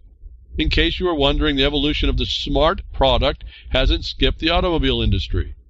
So you might as well say smart is surveillance, folks. It's everywhere. I talk about this all the time. You know about it. Those of you who heard from me about this, you probably already know about it, but you kind of you don't think it's happening. You don't think it's important to you. I don't know why. This goes on to other things. It's the pebble that starts the ripple that turns into a tsunami at some shore. A new report at Reuters notes that at CES in Las Vegas this year, startup companies are going to be looking to demonstrate to automakers how their technology gathered data on drivers, all for enhanced safety purposes. Sure. Okay? Safety and security. And you're taking this up, you buy the product, well, that's the first thing you don't do. I don't know what you're all going to do in replacement. You can't buy this new stuff. You just got to stop buying. That's part of the problem. But these companies are doing this. It's all on course. It's what 5G is partly also going to be. And they take this information about you, and they can do whatever they want. They make money from what you do. They are parasites. And I don't know where the fact of you buying the product allows them to extend their product into your private life. This is a twist on the same problem. When they sold you this stuff, why did you not have a right to fix this stuff? Why did they retain actual possessions? When the software went to licenses, people didn't understand what that might mean. It means that they retain actual possession of these things, and they can control it. Partly why I think the Linux condition is so important. There's no possession there, and there's no claim to possession. But this information, it comes out like it's some news to you that they're going to be now taking your data, and you say, okay, I don't have a new car, I don't got to worry about it. Well, fine, they've had OnStar, it's been doing the same thing all these years. When you finally get a car, your car breaks, it's made to break, and you get a new, or you're going to have to get a new one eventually, it's going to be there, it's going to be tracking you. And then I see the word drive, it's the data on all drivers. None of you step up in mass to argue the fact that they breached the grant of your right to use the highway not to drive. And they mischaracterized you as drivers to be able to put this commerce regulation on you. Generation Z, are you listening? Because the guys and gals I'm talking to now don't seem to hear it.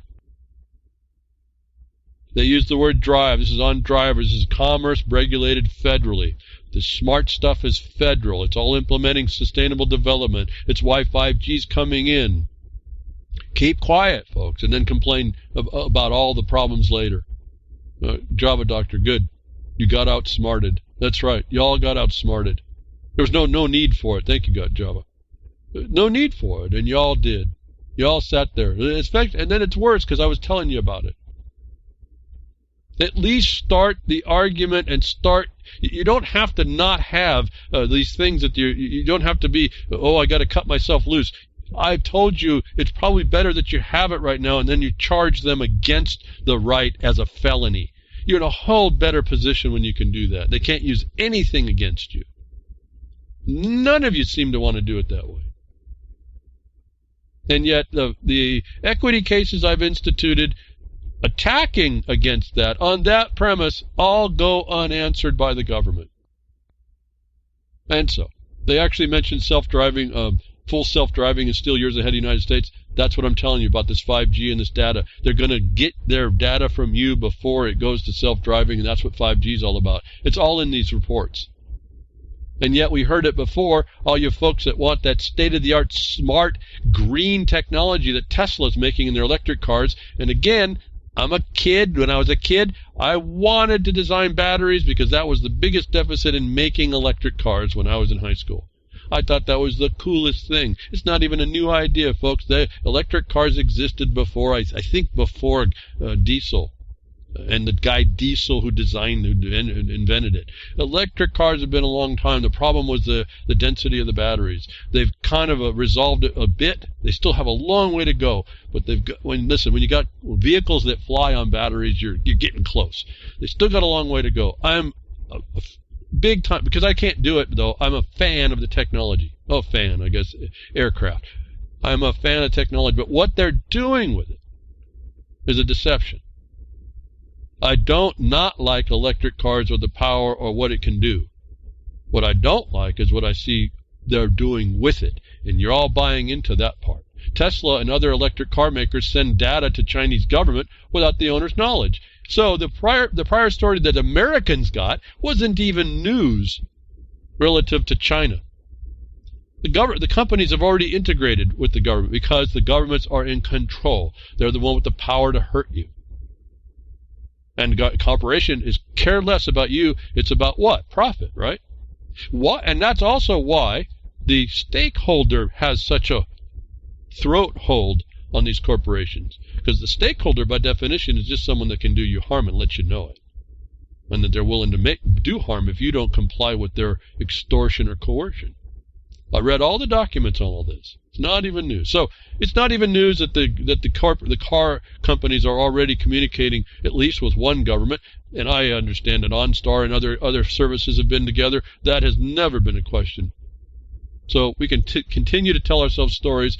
We can watch the rollout of everything they want to do in 5G and complain and not look at the source of the problem and get at the subsource, which is really the problem with 5G as I can see it right now with the federal agency, which needs to be attacked. And what is that? The subsource is the source of their science, which is faulty. You have to attack those two associations that are not looking at this bigger thing. And to help you on that, if you are interested, an interesting statement came out. It was called The Appeal. We, the undersigned of scientists and doctors, recommend a moratorium on the rollout of the 5th generation 5G for telecommunications until potential hazards for human health and environment have been fully investigated by scientists independent from industry. 5G will substantially increase exposure to radio frequency electromagnetic fields on top of the 2G, 3G, 4G, Wi-Fi, etc.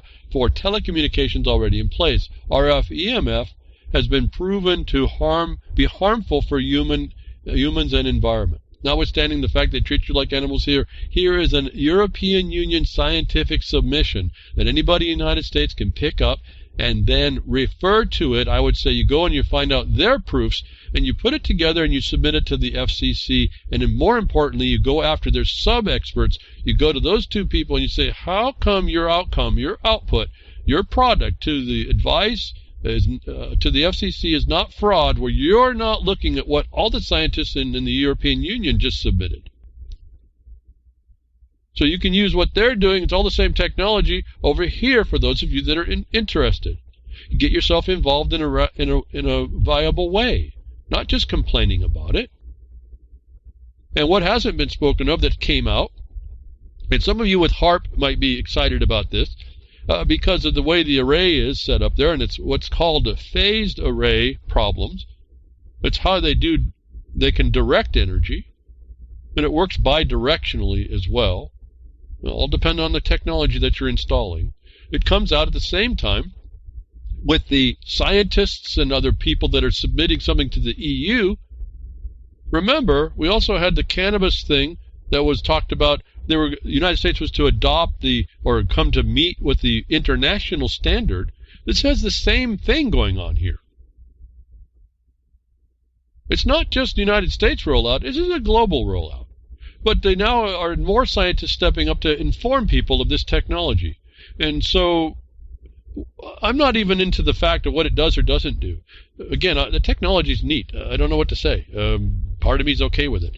But there's these implementations that you're not. In other words, you don't get in your microwave to use it if you use a microwave. Some of you will say it's no good. Well, you got to go look a lot closer. If you cook it a long time, yeah, it's not good. Nothing happens to water when you use a microwave to heat it up.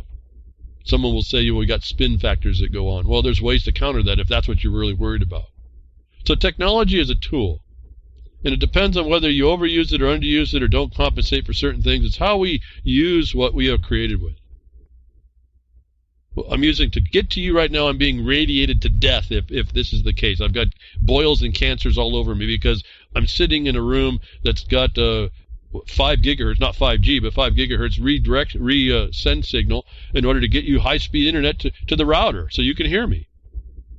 I don't know if you've noticed, but for years and years I haven't had a problem because the generous donor gave me this system for high-speed invisible. It's an invisible system. Get you the signal. I need to sit right near it. It's the only place I can put the thing. And so there's just some trade-offs I'm going to have to make if I'm going to get my message out.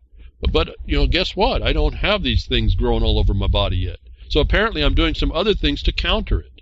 So without getting all lost here, we have the idea that people are looking at all this communication, this technology, and saying it really isn't fully tested. I'm saying that there's an administrative process you need to understand in order to interject yourself in a thing that looks like it's closed to you. And now we have this idea, more along the HARP idea and directional energy. And I'm not going to get lost in the HARP thing. There's a whole other story going on with that as well. But from blankets to bullets, Cellular Phone Task Force is a response that they looked at. The single most important fact about 5G that nobody is talking about is something called phased array. It will totally change the way cell towers and cell phones are constructed and will transform the blanket of radiation which has enveloped our world for 2 decades into 1 million powerful beams whizzing by us at all times. A mutual friend with whom this author was speaking during a campaign to defeat SB 649 in California passed the message from Blake, Levitt, quote, 5G antennas will be phased arrays. Arthur will know what that means, and the author does.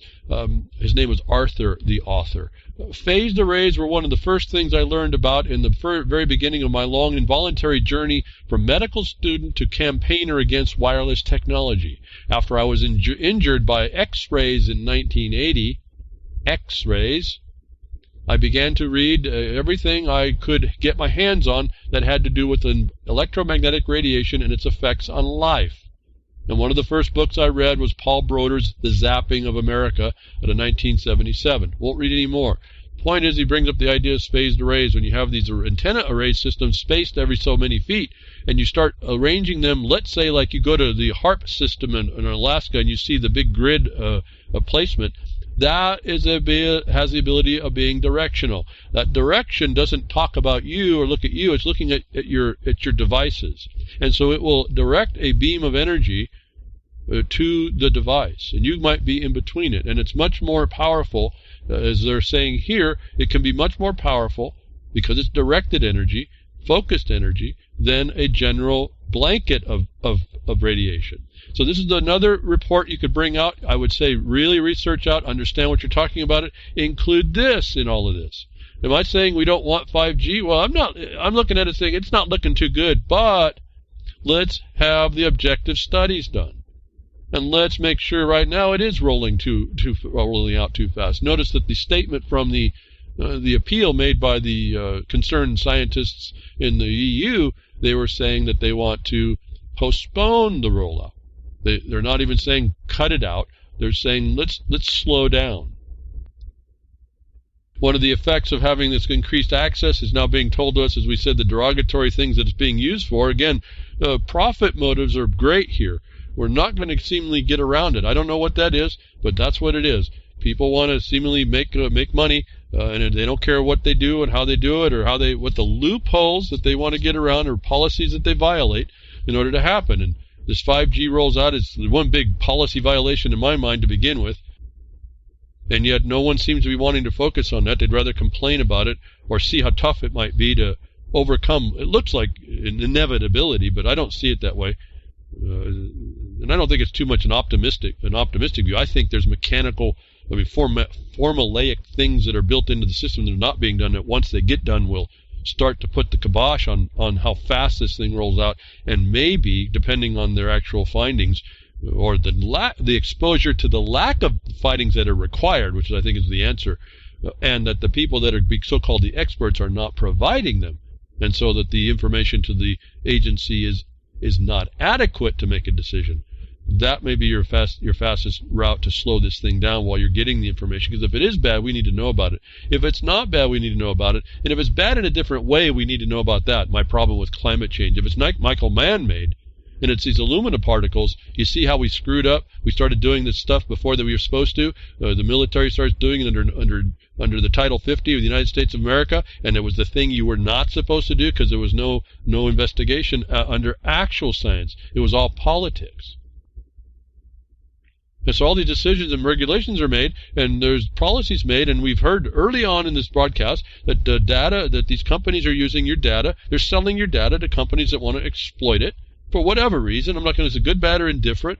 My sense is if you don't have it, they're not going to be able to exploit you so much. I don't have a phone, folks. I never, ever get a call from a casino. I never, ever get a call from a cruise ship line. I never get a call for a loan. Yeah, pretty cool, huh?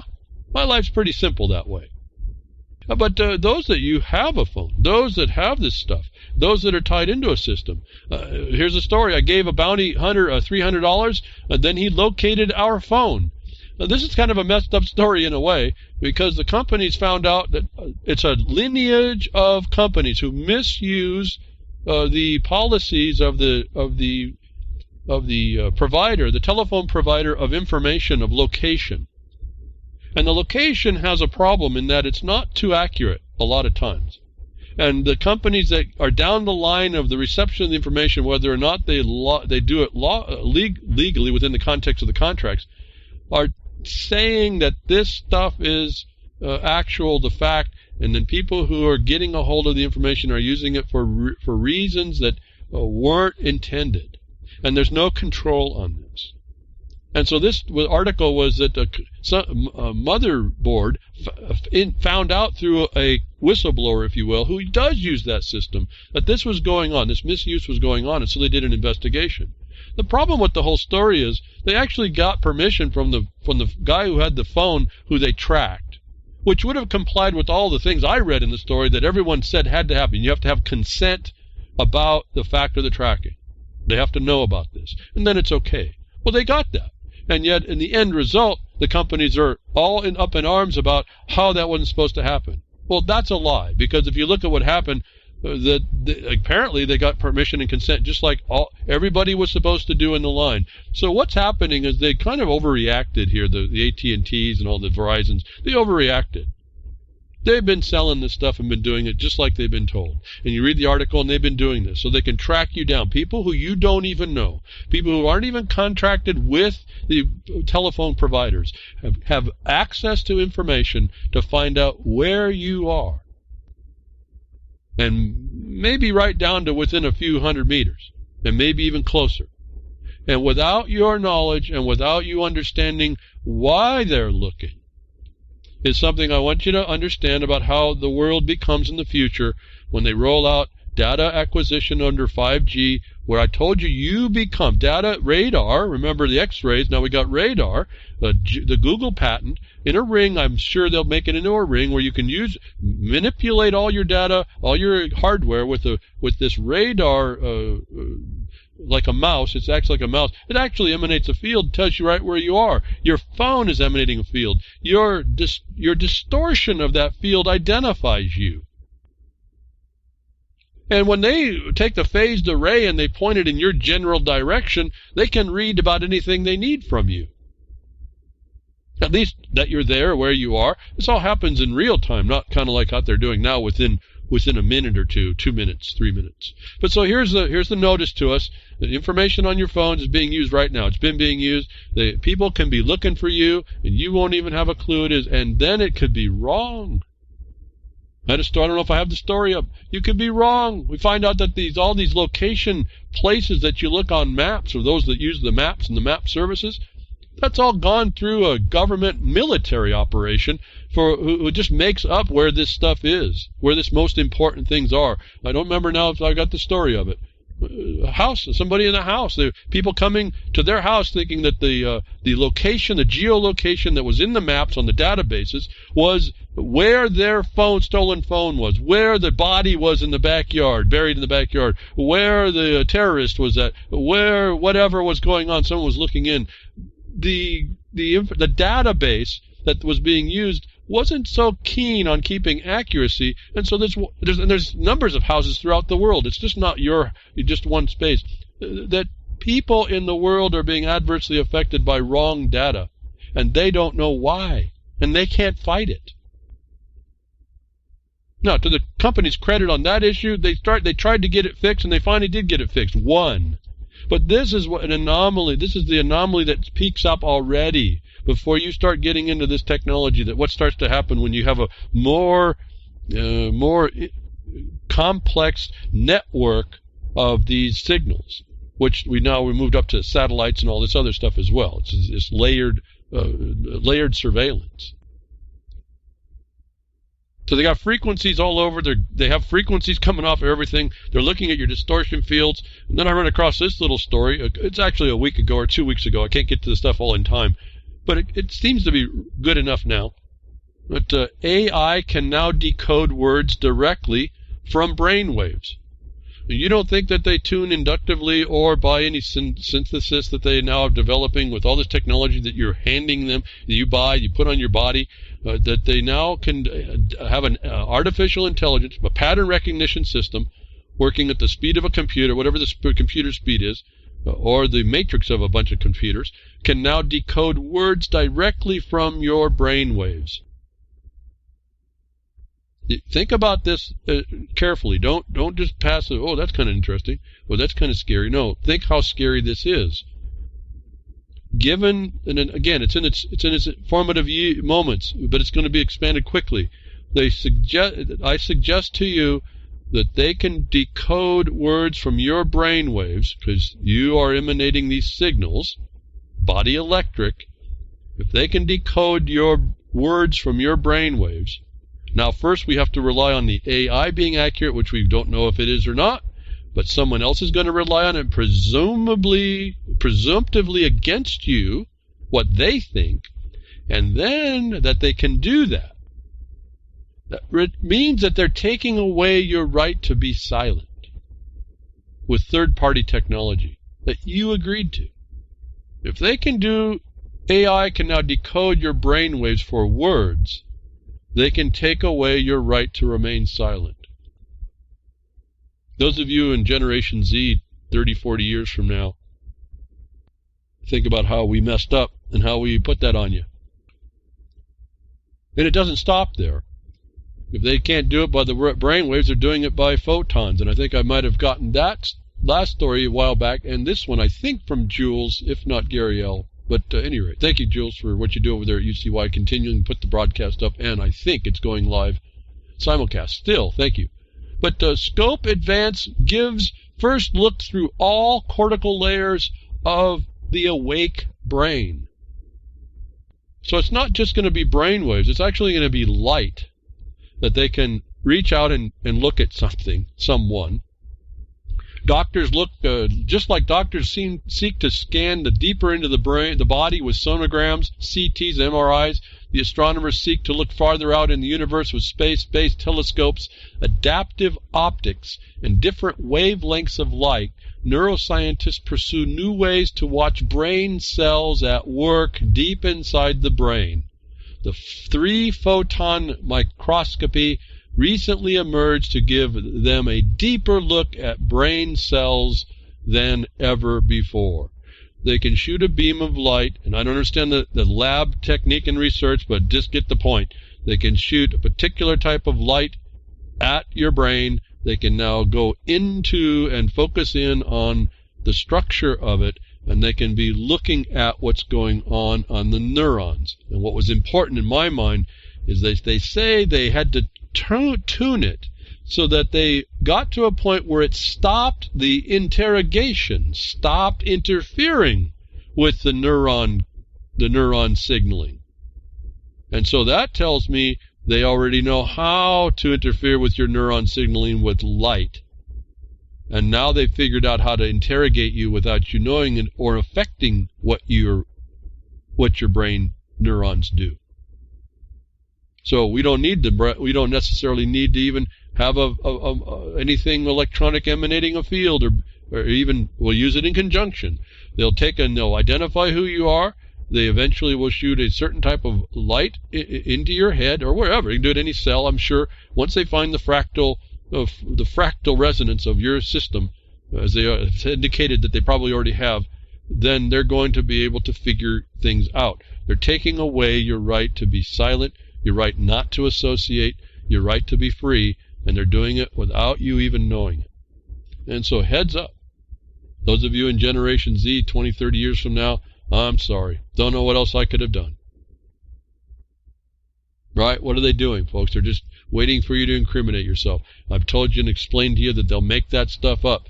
And they'll make that stuff up and they'll try to get around it and they'll enforce and empower themselves because everybody was quiet when they violated, gave lip service to the rights that you were supposed to assert and not let them trespass. Because we were told it took a vigilant, educated mass to do that. And we haven't. We've lost the Republic, the Republican form, the things that where the law meant something. It's coming into these legalisms because we're not understanding certain things. So we have technology coming, folks. It's just going to be hands off. You're just going to be in an area. They're going to be able to read your mind. They'll actually, what I got out of that too, they're going to be able to tune their thing up and they'll be able to put a neuron, they'll be able to put in signaling into your neurons and do whatever, have you do whatever they want, it seems, by what I was reading in that article. And where you think that they don't have power or this or that, they're going to invent the power. I've been telling you this. This comes from Normalization of Ignorance. Thank you for this. I didn't know anything about it. But police, and this is a warning to y'all up in Canuckistan. Police in Canada can now demand breath samples in bars and at home. It may sound unbelievable, but the Canuckistanians' revised laws on impaired driving could see police demand breath samples from people in bars, restaurants, or even at home. And if you say no, you could be arrested, face a criminal record, ordered to pay a fine, and subjected to a driving suspension. Now here's the point about all this. You can listen to how this is coming down. It exists for 2 hours after the report that you may have been doing a drunk driving. In other words, you can go home completely sober, go in, have a couple beers watching a football game. Yeah, even the one that got you used your feet with a funny ball. Yeah, that one. And after 2 hours, right before 2 hours, a cop shows up, knocks on the door. You open it because you don't require a warrant, and they ask you to blow. And if you don't, they're going to get you, and if you do, and you've been drinking, even though you weren't drunk when you were driving, they'll get you. So the presumption of guilt is on you, and the presumption of burden is on you. And this is what they're doing. This is how they're going to be working, and I hear nothing from people other than that now we know about it here. But the suggestion was, don't open the door. And that was interesting, and a question came back is, what about the castle doctrine? I think that's immaterial. That's a common law defensive condition that the common law should be applicable, but it's not material before the cop comes in and without a warrant. And then you're subject to the risk of reliance on that and the corruption in the system, which doesn't want you to have a right. But up in Canuckistan, you can be required to blow 2 hours after you've been in a car. And so the idea is you got to get to your house without being seen, and then don't answer the door, demand a warrant. And I would say for the time being, you also better have an attorney on top that you'll have them contact so that you can enforce your laws. You don't want to communicate with them at the door. You want to go quietly behind, call your lawyer and say you need to call the cops and you need to talk to them about the warrant they need. Thank you for tuning in today. I hope something I said gives you some insight, inspiration. Get out there and help us out, help you out. And thank you, Grimner, for what you do at reallibertymedia.com. Everybody else that does the shares, the follow, the shakes, the share, whatever, all that stuff. I do appreciate all that. And I'll be with you next week. Tech Diffs or Nature Willing.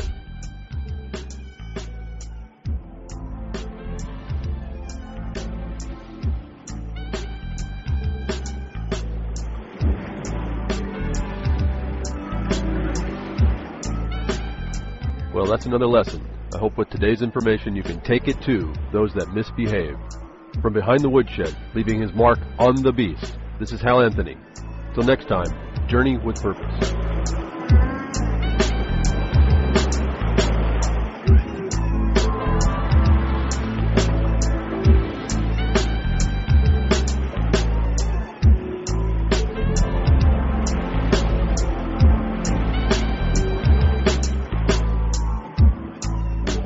So that's what opening up a can of whoop-ass feels like. Son, you just opened a whole case of whoop-ass.